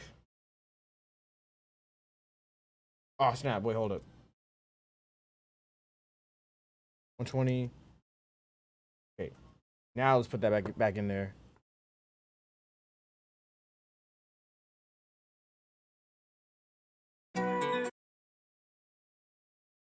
drag that in.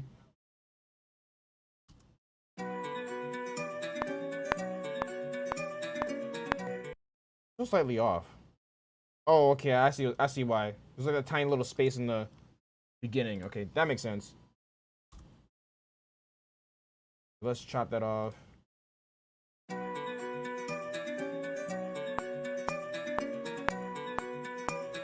There we go. Okay, cool. There we go.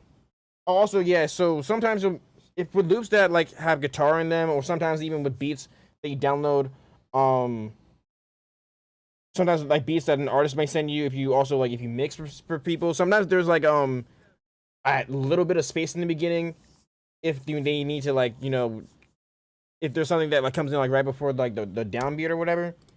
So in order just to get rid of that space, just right click on the audio file, remove silence from audio region, adjust the threshold to whatever is necessary, and then hit OK or enter on your keyboard. And yeah, that would just get rid of all this. That will get rid of that silence space, and then you just hit enter on your keyboard to make sure that you're on the first measure. Right click on the audio file again and hit move to playlist playhead position, and then that way it'll be correctly lined up to the grid. Let's go ahead and drag that effect back on. Flex mode, polyphonic, and 117.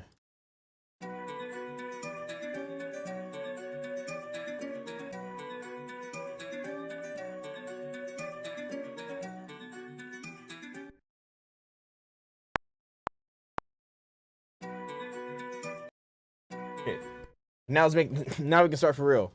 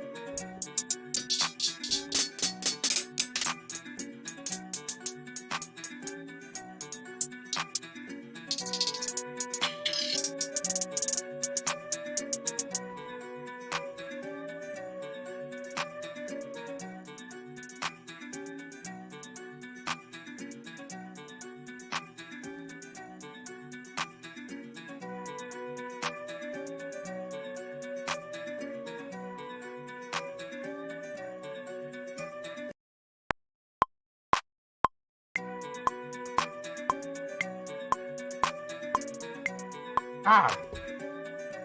Try that again.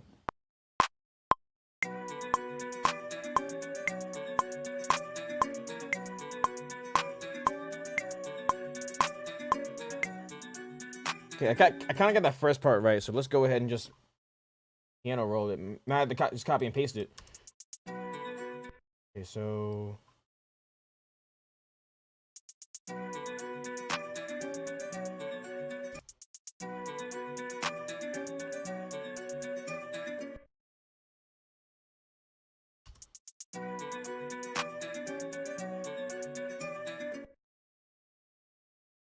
piano roll can be your best friend sometimes.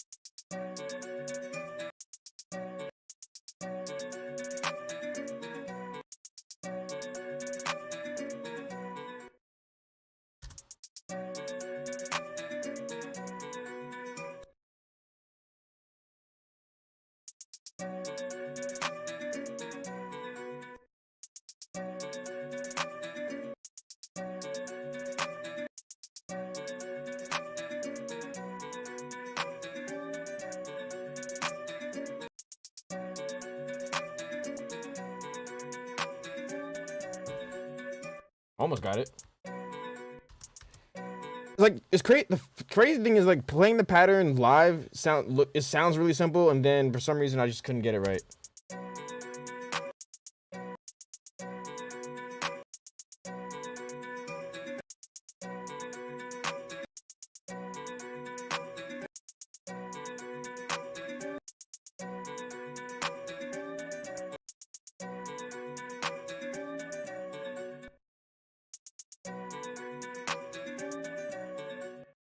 Almost got it.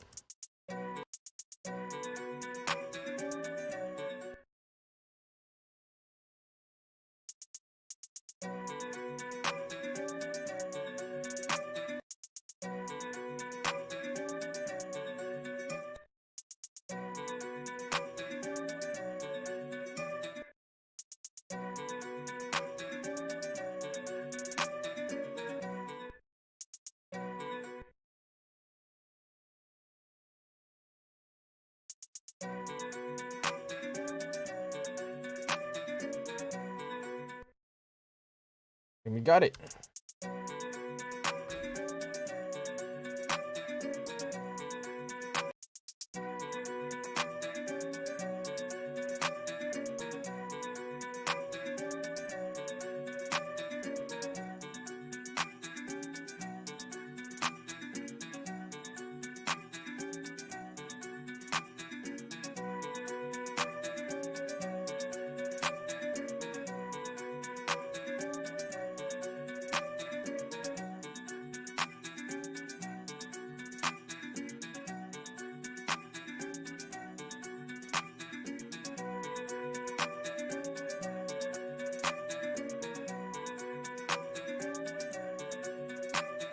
What type of artist would you hear on this?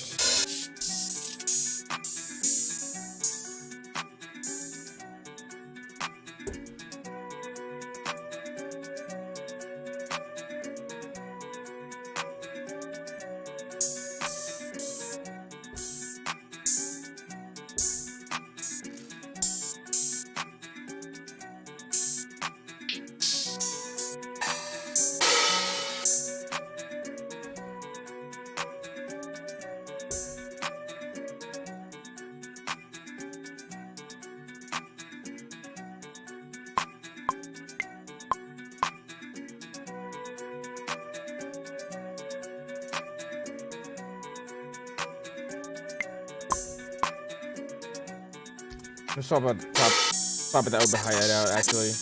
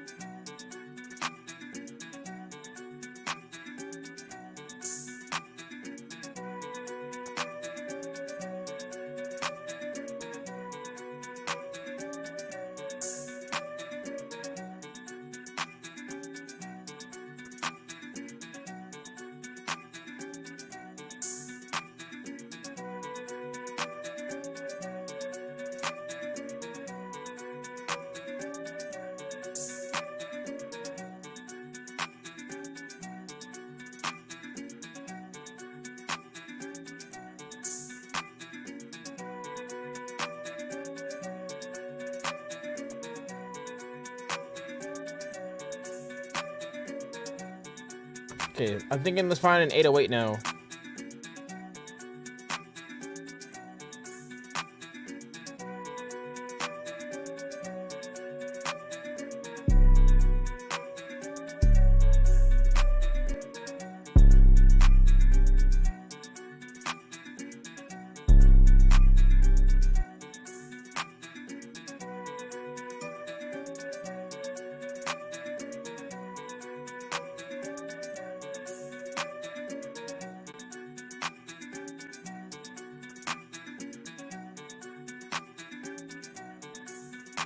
Because let's find the key of this. We're in, looks like we're in B minor. That up here.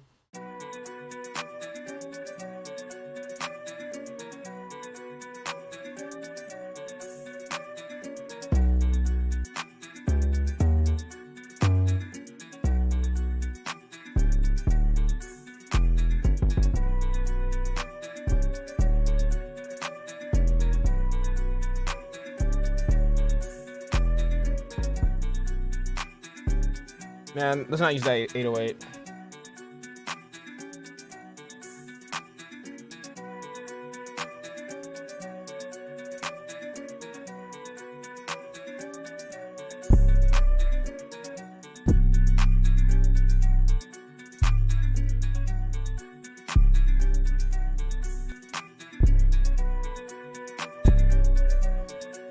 Let's see what this one sounds like.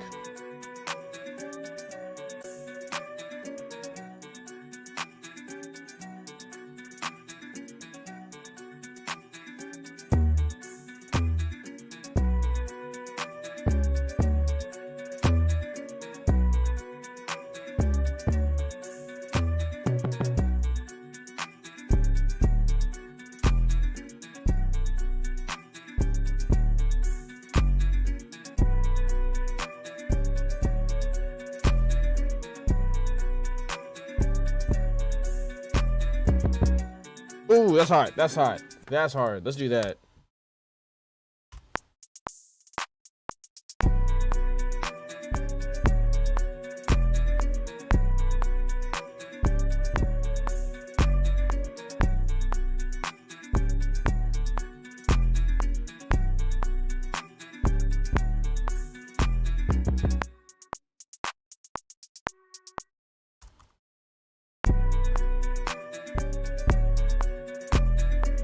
Definitely gotta quantize that because, yeah, that was not on beat.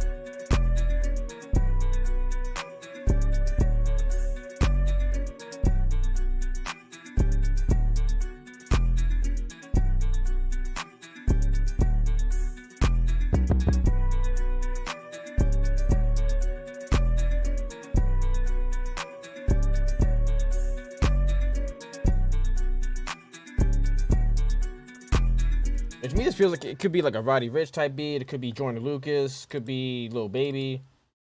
That's someone who I'm hearing on Nars. Like, that's kind of what I'm hearing right now.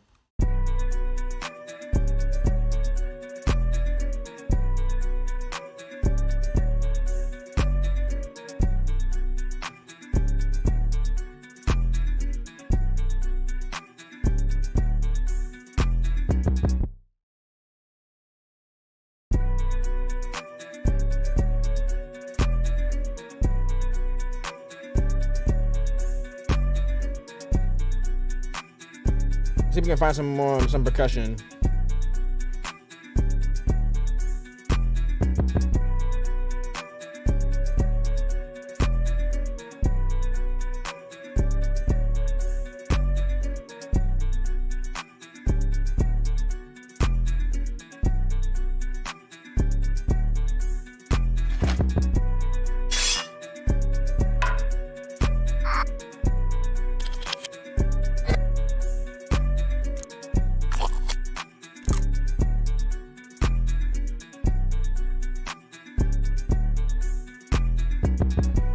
I don't know if I could use this one, but that one just sounds cool.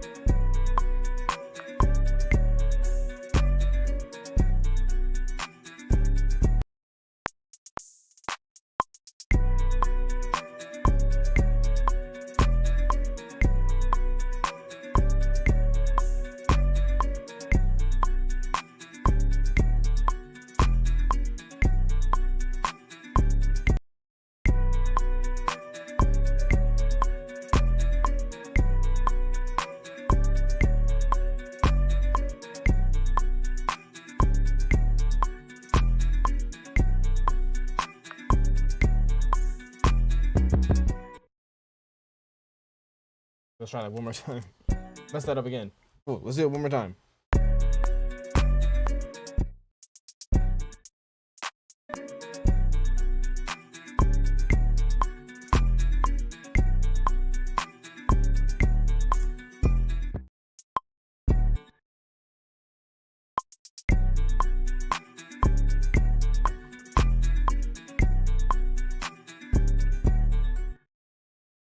Why do I keep missing that?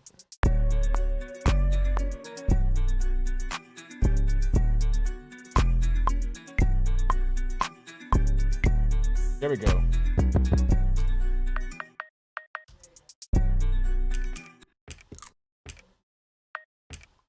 Meant to be that track. That's probably why, actually. I was hearing that in my head.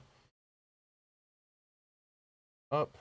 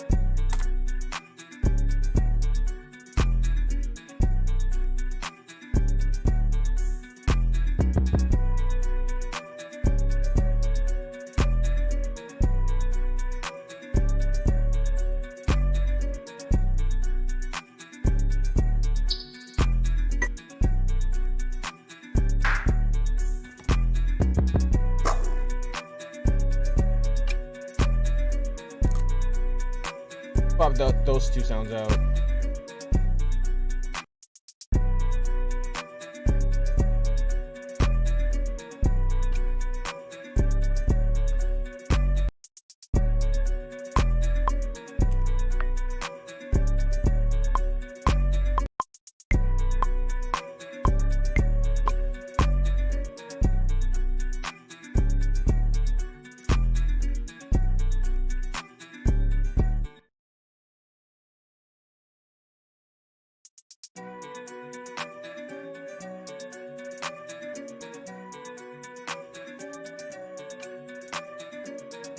I just realized one thing I forgot to do when I dragged the loop back in. I forgot to pitch it back down.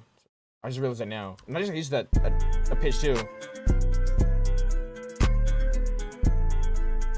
think I might have.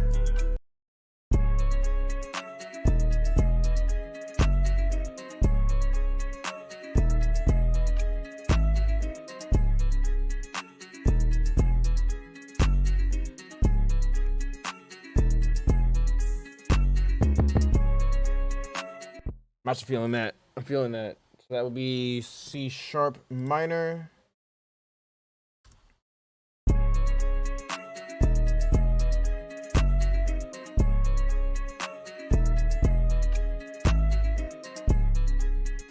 Okay, let's see if we can add some counter melodies.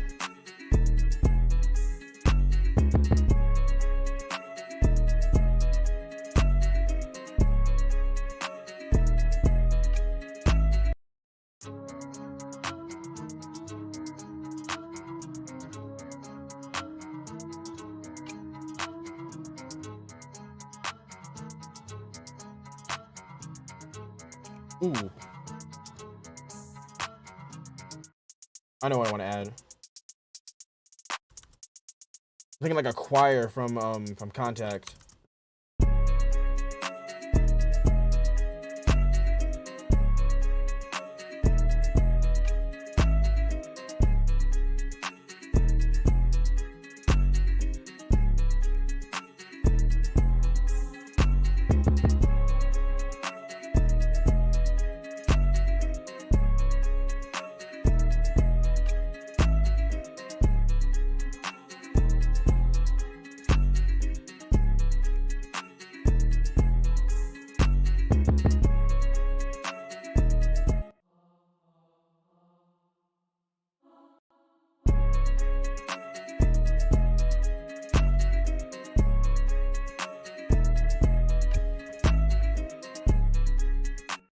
essentially with that choir sound, I just wanted to kind of just play chords with the same notes with the 808.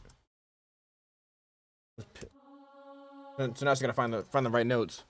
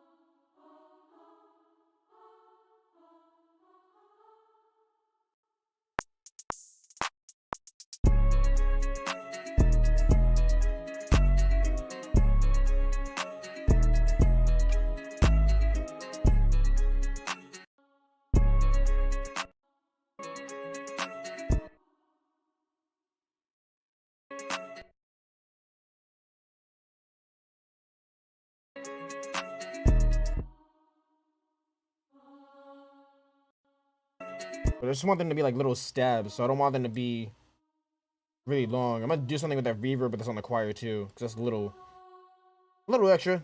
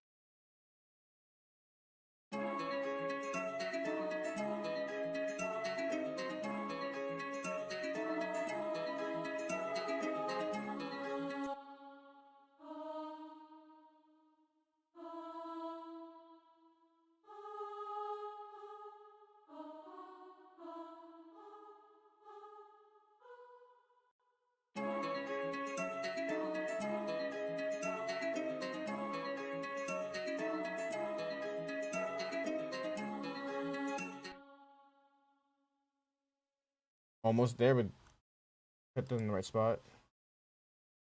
Yeah, something really subtle with the choir.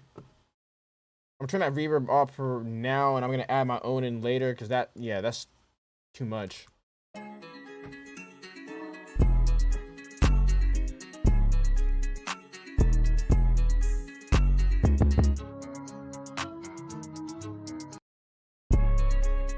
Oh, I never hit save. Okay, let's go ahead and do that now.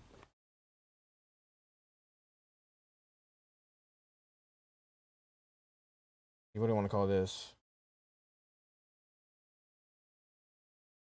Oh, let's call this. Oh, what do you want to call this?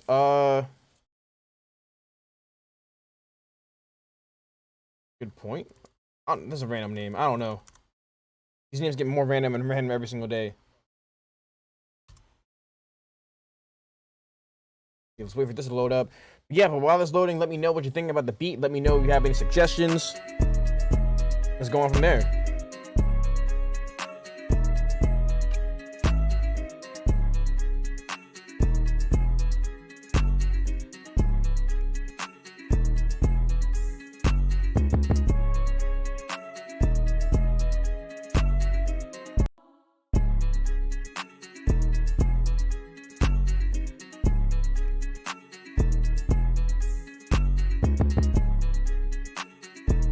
Thinking like if I add any more melodies, maybe something cool could come in right there.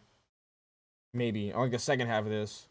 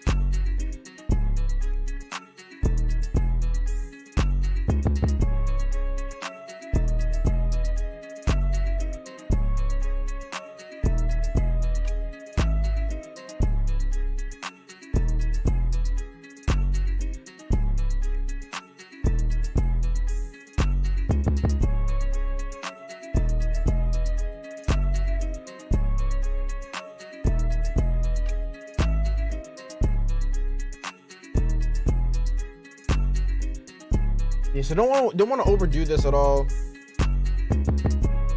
There's already so much going on in the loop that adding a lot to it, I think would be cluttering it up a bit.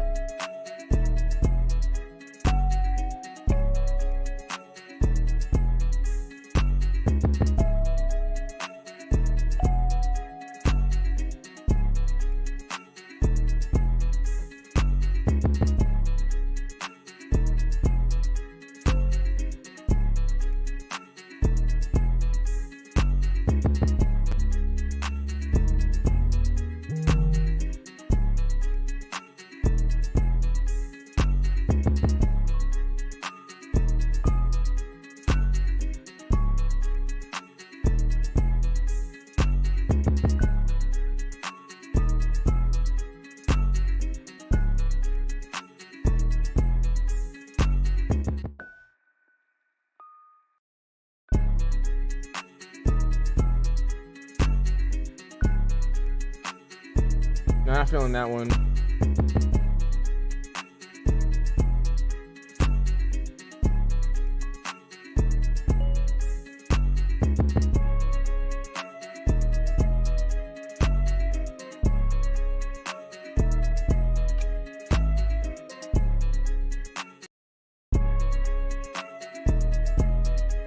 Can you have speed 7 logic like gross beat FL? Yeah, great question. So we don't have a stock gross beat plugin, but something that I use actually, it's pretty much just the gross beat alternative. It's called Rhythmizer by a company called Melda Production. So basically, that could be a good idea actually. Hear what that sounds like. So yeah, so basically this plugin right here is called Rhythmizer. I don't remember how off the top how much it cost. But basically it has different sections in it where you can adjust the timing of, I mean, it's pretty much the exact same, it's almost the exact same thing as gross beat. So you have, like, of course, like different banks of sounds that you can use. So of course there is one that's a halftime as well. It sounds like this.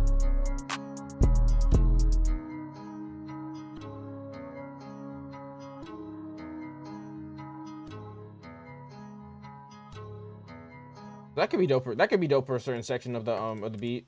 You can do other stuff too, like you can do like, I guess, like glitchy type of effects like this.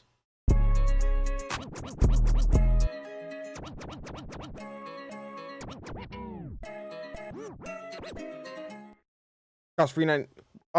Well, gross beat might be free for FL. This so you do it with glitch 2. Yeah. I heard of. I haven't used glitch 2, but I've heard of it.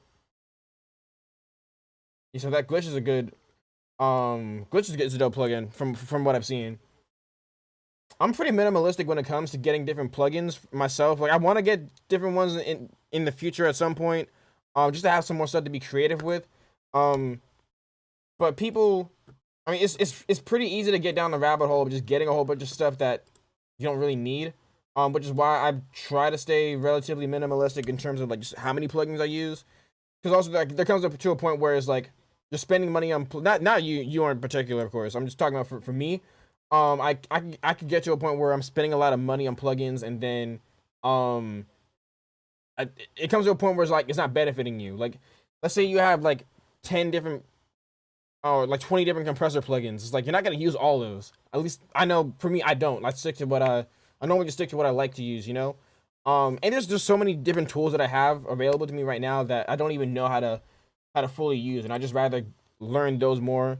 Like with everything that comes in complete, there's like a bunch of different synths in here. Like if you look at all this, and I know how to use them fairly well, but not like I can't like I'm not the best like sound designer and stuff like that. So I mean, that's a bit of a tangent, so my bad. But yeah, I try to keep things fairly minimalistic with just how many different plugins that I have in my computer.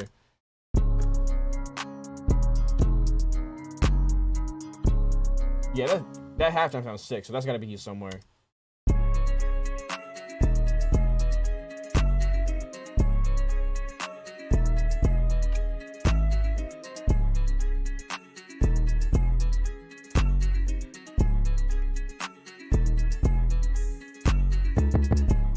I think I might just add like a really simple. Oh, something simple right there. You know, with that bell sound I pulled up from before. Okay, so this. That could be like, I guess, the intro. Just moving things over a little bit.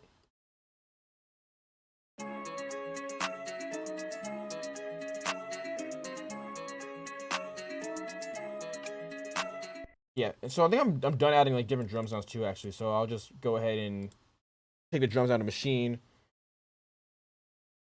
Yeah, this beat's almost done. It just needs some counter melodies and stuff like that here and there. Okay, so let's call this full. And shout out to Ashik for giving that idea for the halftime, because that could be something dope.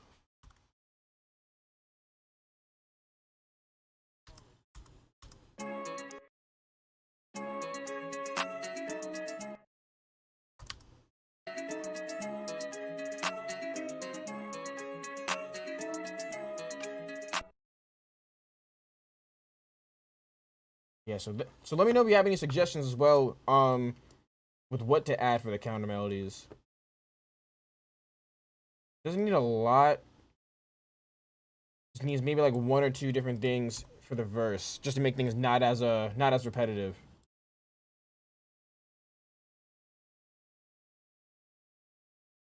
That's Polar Visuals. How you doing?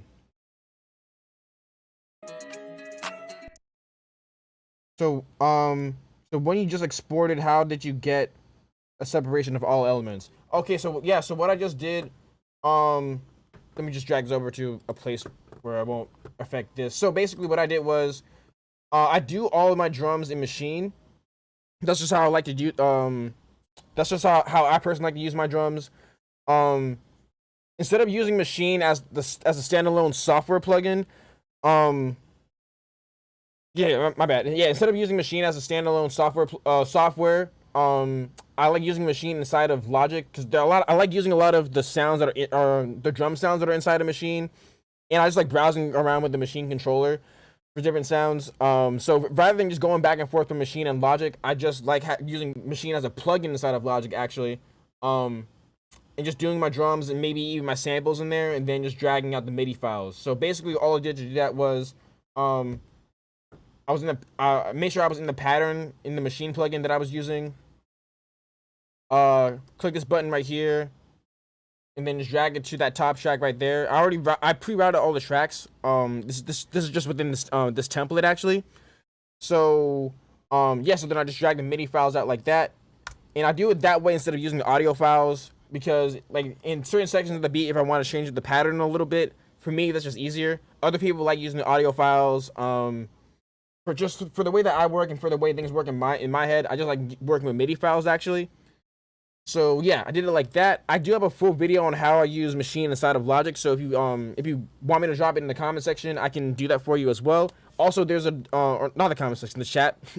And also, yeah, this template, this template that I use right now, this template that I use right now is actually also available to download for free in the description. Bass Polo says, doing great. Can you add car brakes on the melody? Car brakes? We'll we'll see. I don't know. We'll see. Car brakes. That's interesting. Okay, so this part's the intro. It's gonna be a 4-bar intro. Cut all this. That. Drag everything back over.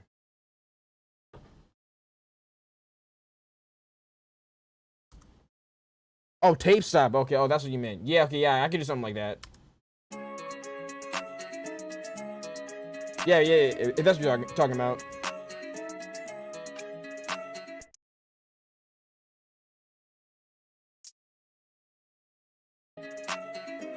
Are you talking about something like, maybe not this part, but like, I think I know what you're talking about. So you're talking about,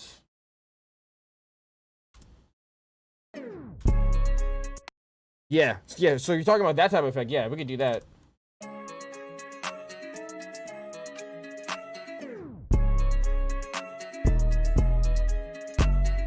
Yeah, I was confused about that too. I was like, car brakes. But probably not right there though. I think it sounds out of place. Maybe not right there. Okay, yeah, that makes a lot more sense. I was trying to figure that out too. But I wasn't the only one.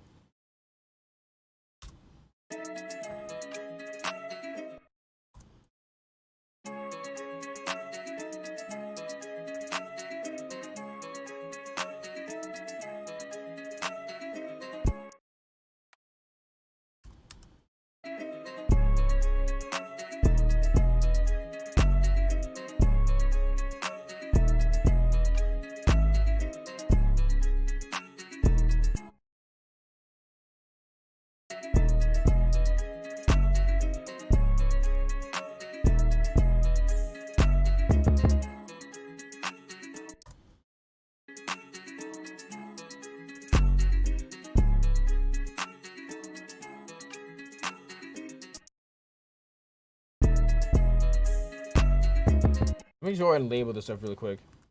Bugging me a little bit. Label these. Clap. Close hi-hat. Open. Hi-hat. Yeah, we can add that tape. If that's what you were talking about, the tape stop effect. Yeah, we could add that in there somewhere. Not a car brake necessarily.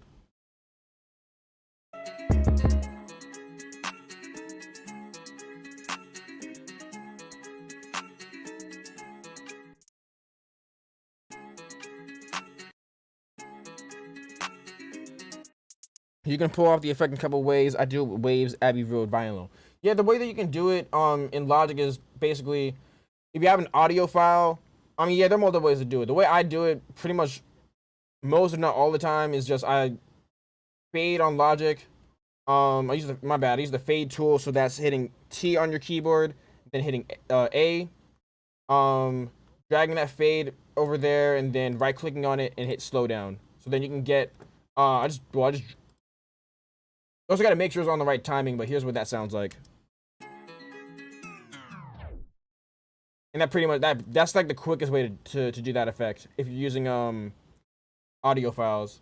But yeah, doing it in what's it called? Doing it Abbey Road, that's a good way to do it too. I don't have Abbey Road, but I've seen other people do it and do it with Abbey Road, and it sounds cool doing that, doing it that way as well.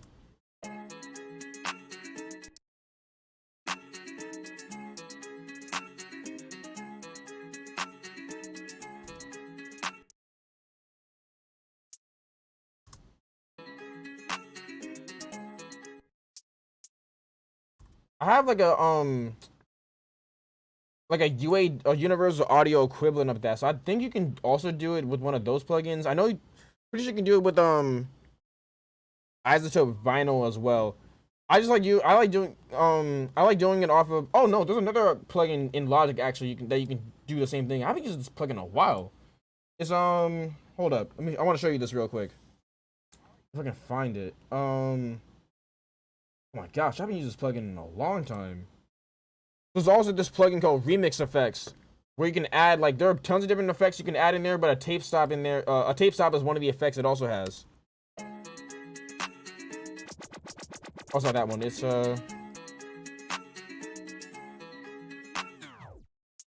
yeah, right there.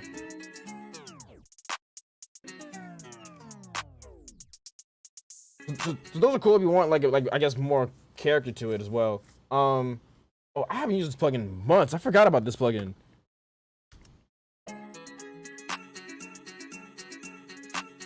Even if you do stuff like that. Okay, let me close. I will get carried away. But yeah, there are multiple ways to do that tape stop effect. Should do a tutorial video on that. Yeah, that's native in Logic. Yeah, it's that's in one of the updates that came out from last year. Last year, Logic got some really dope updates to it. So yeah, that plugin. Michael, do you use do you use Logic? Or do you use a different DAW? My fellow Logic users out there, the way I got that plugin was just click over here on the track. Where is it? You go to Specialized and then go to Remix Effects, and then that's how you get this plugin right here. I haven't used that plugin in so long. I gotta start using that one again.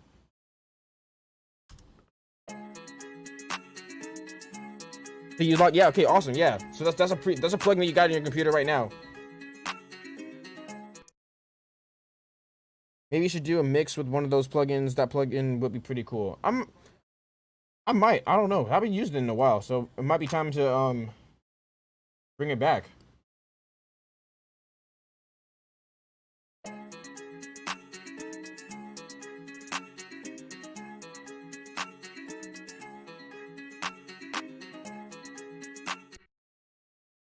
So we're bringing the 808 back right there.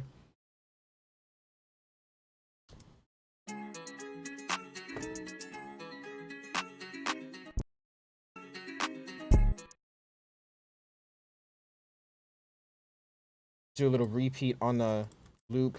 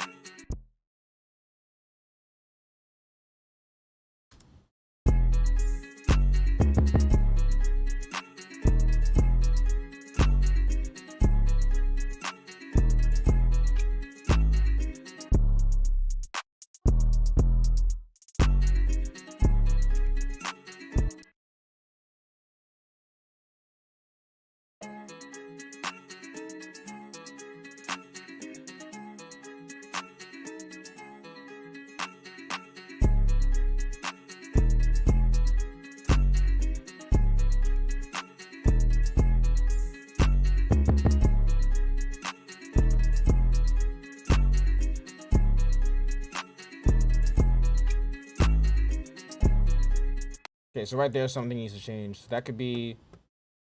Let's drop this part down an octave.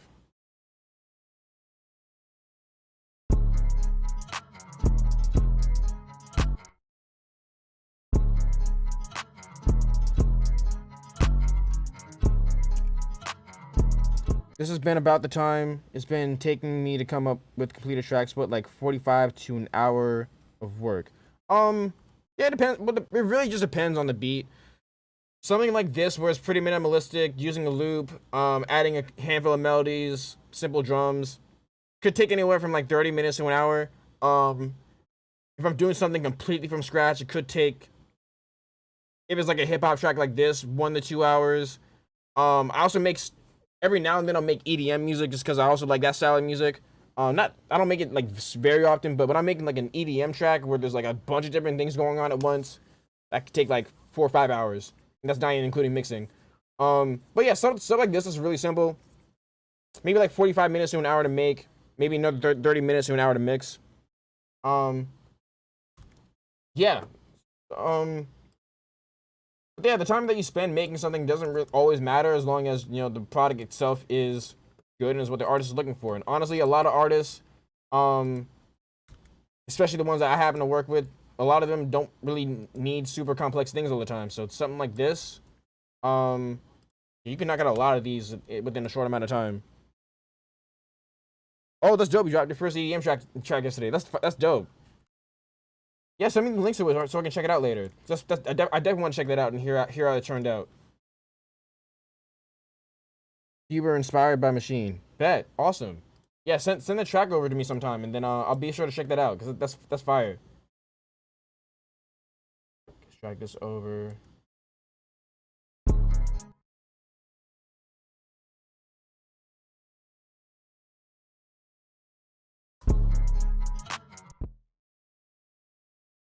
I copied something over incorrectly.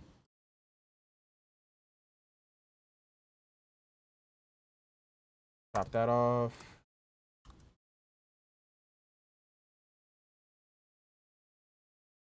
Getting back to you in a second. There we go. Okay, cool.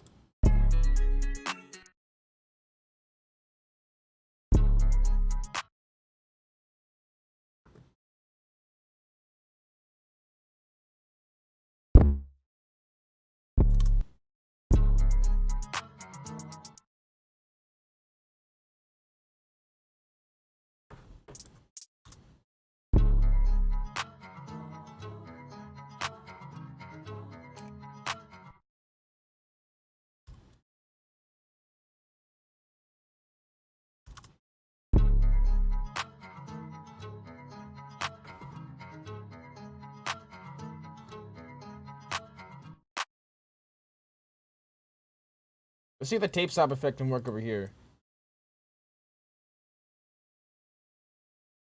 Hear what that sounds like.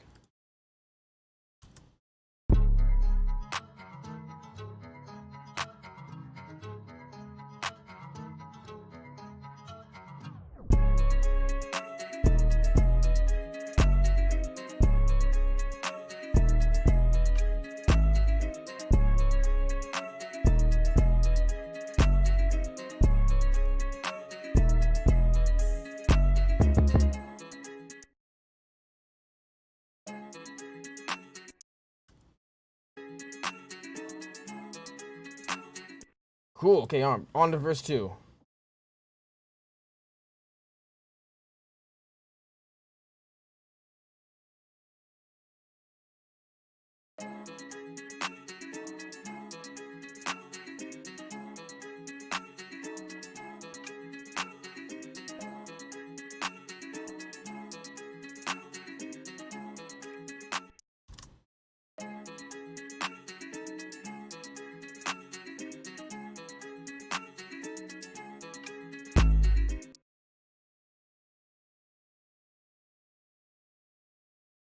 Okay, so 808 is not going to be there for the first half, and then we'll put in the 808 right before the next, the following verse B.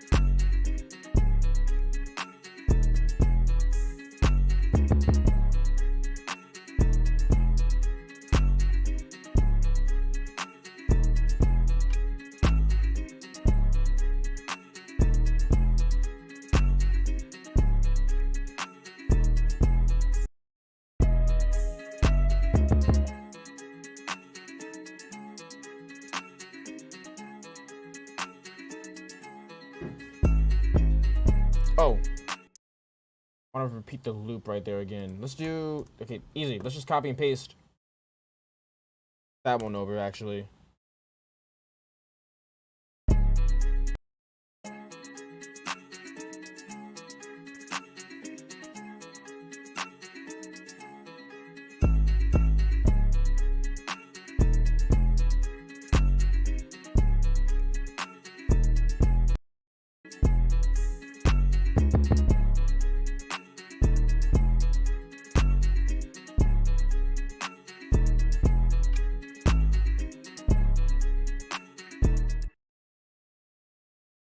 Pretty much just copy this part of verse B over again, because I just want that to be the same thing with the chorus, actually. So let's copy and paste all those.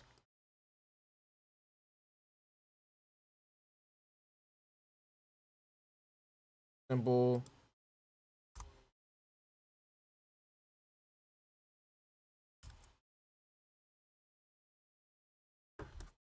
Delete that. Copy. There we go. Oh, that's not the right spot. There we go.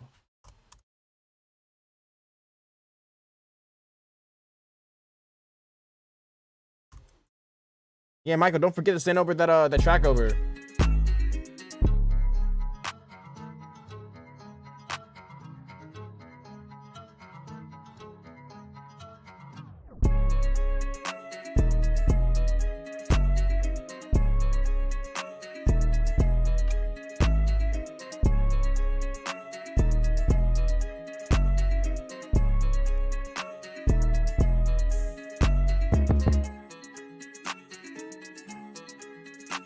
Okay, so normally I would end the beat right here. It is a bit short. Well, that would be a good length for a full song, about 2 minutes. But since this is something that's most likely gonna go on my website. I like making them at least 2.5 to 3 minutes long, so that way if someone does want to cut something out, they could just fade it out, and it'll be a lot easier to cut something out than to add in a separate verse. Let's go ahead and make one more verse for the song, and then this beat will be done. Verse 3.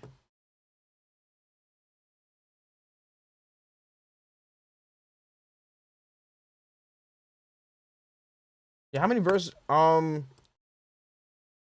do you normally make your beats? I try to typically I make them 2 verses, since that's most of the time that's the full length of a song nowadays. If I structure it like this, where it's like intro, chorus, verse, chorus, that's like typical song structure for a lot of more popular songs.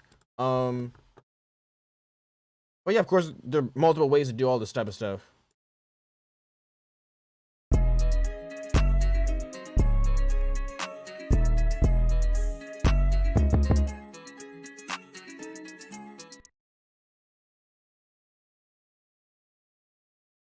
What would halftime sound like over here?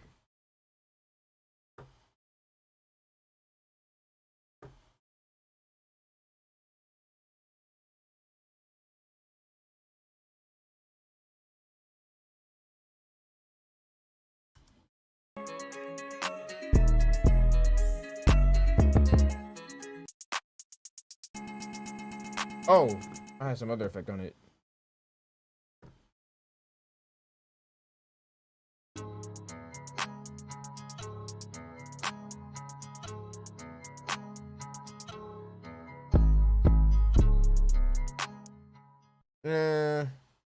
Nah, just keep it off.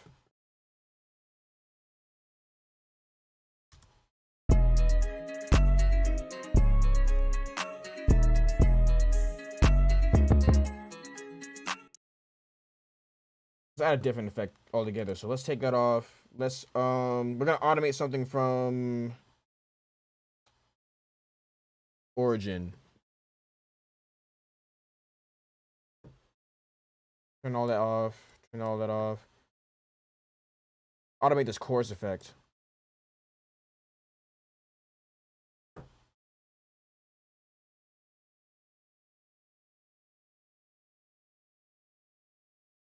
Yes, this is something I'll do as well. Like I'll automate like an effect for a certain part of a beat, and then I'll just take it out. And that way it still makes that way it can still make a part of the loop stand out, or a part of the beat stand out, and then the beat itself would be pretty simple with just the amount of melodies and stuff that's already in it. But then this could be a good enough change to catch the attention, or keep the attention of the artist or the listener.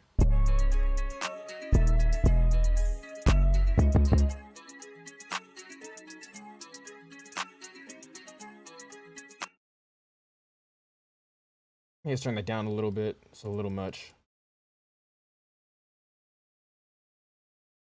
Try maybe like 28%.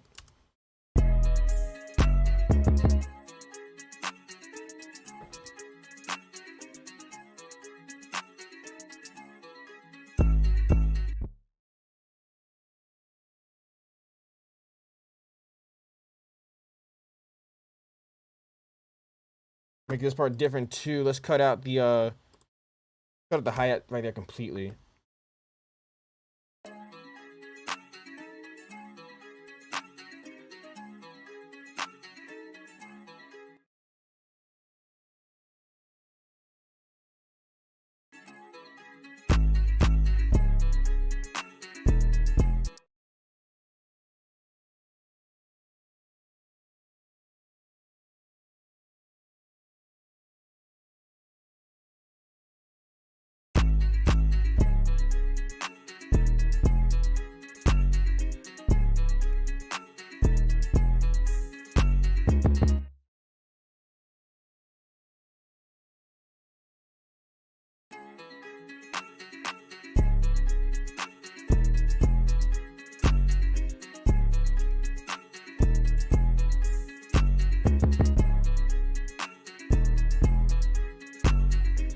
Here's one more thing I'm gonna do. I'm gonna reverse how the 808 pattern plays. So right now it's having it has two different sections of 808, one with that triplet and one that was just placed straight. Just switch them around for the verse. That's throwing me off a bit.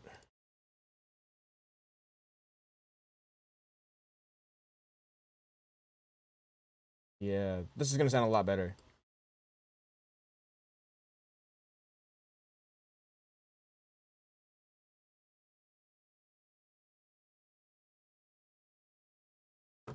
Drag this over.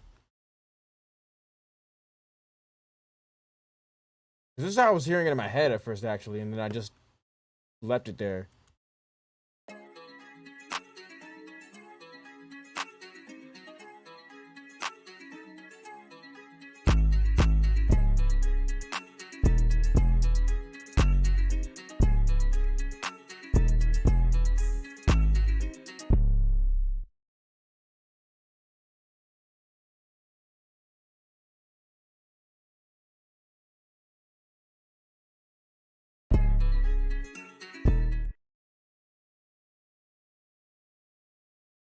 Let's do that reverse tape stop. So, I mean, not reverse tape stop. So basically, this would be like a tape start.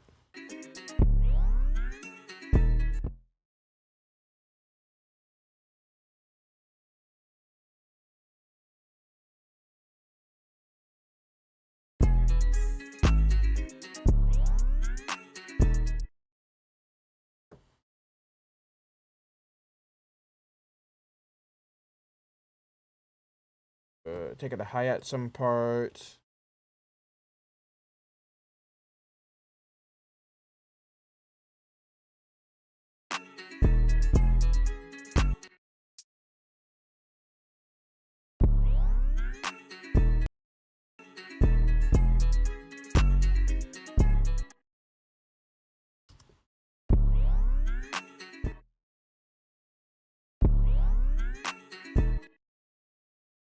Yeah, make it come back in a little sooner than that.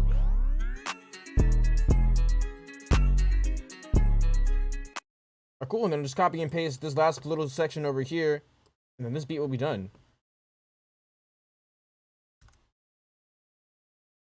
This is dope. This is dope.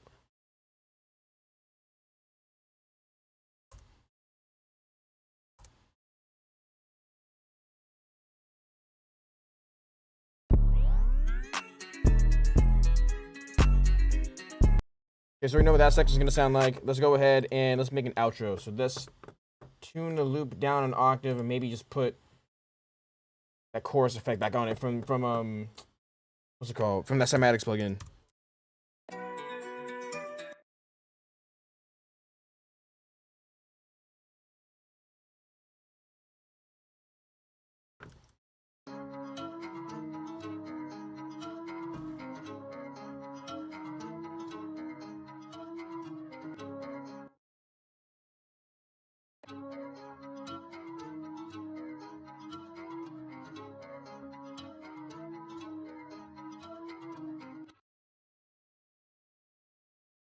Let's also automate. Let's automate the movement actually. So that's like if you use RC20, that's like the that's like the wobble effect from RC20. Let's automate that. It'll be off right there. On right here.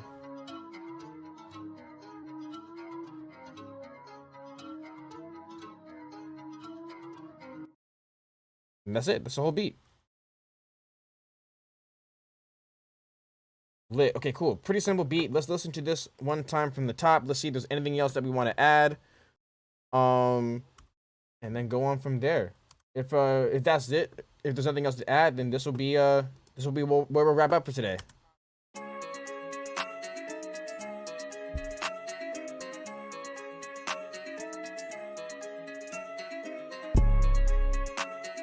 Oh wait, I heard something in the intro.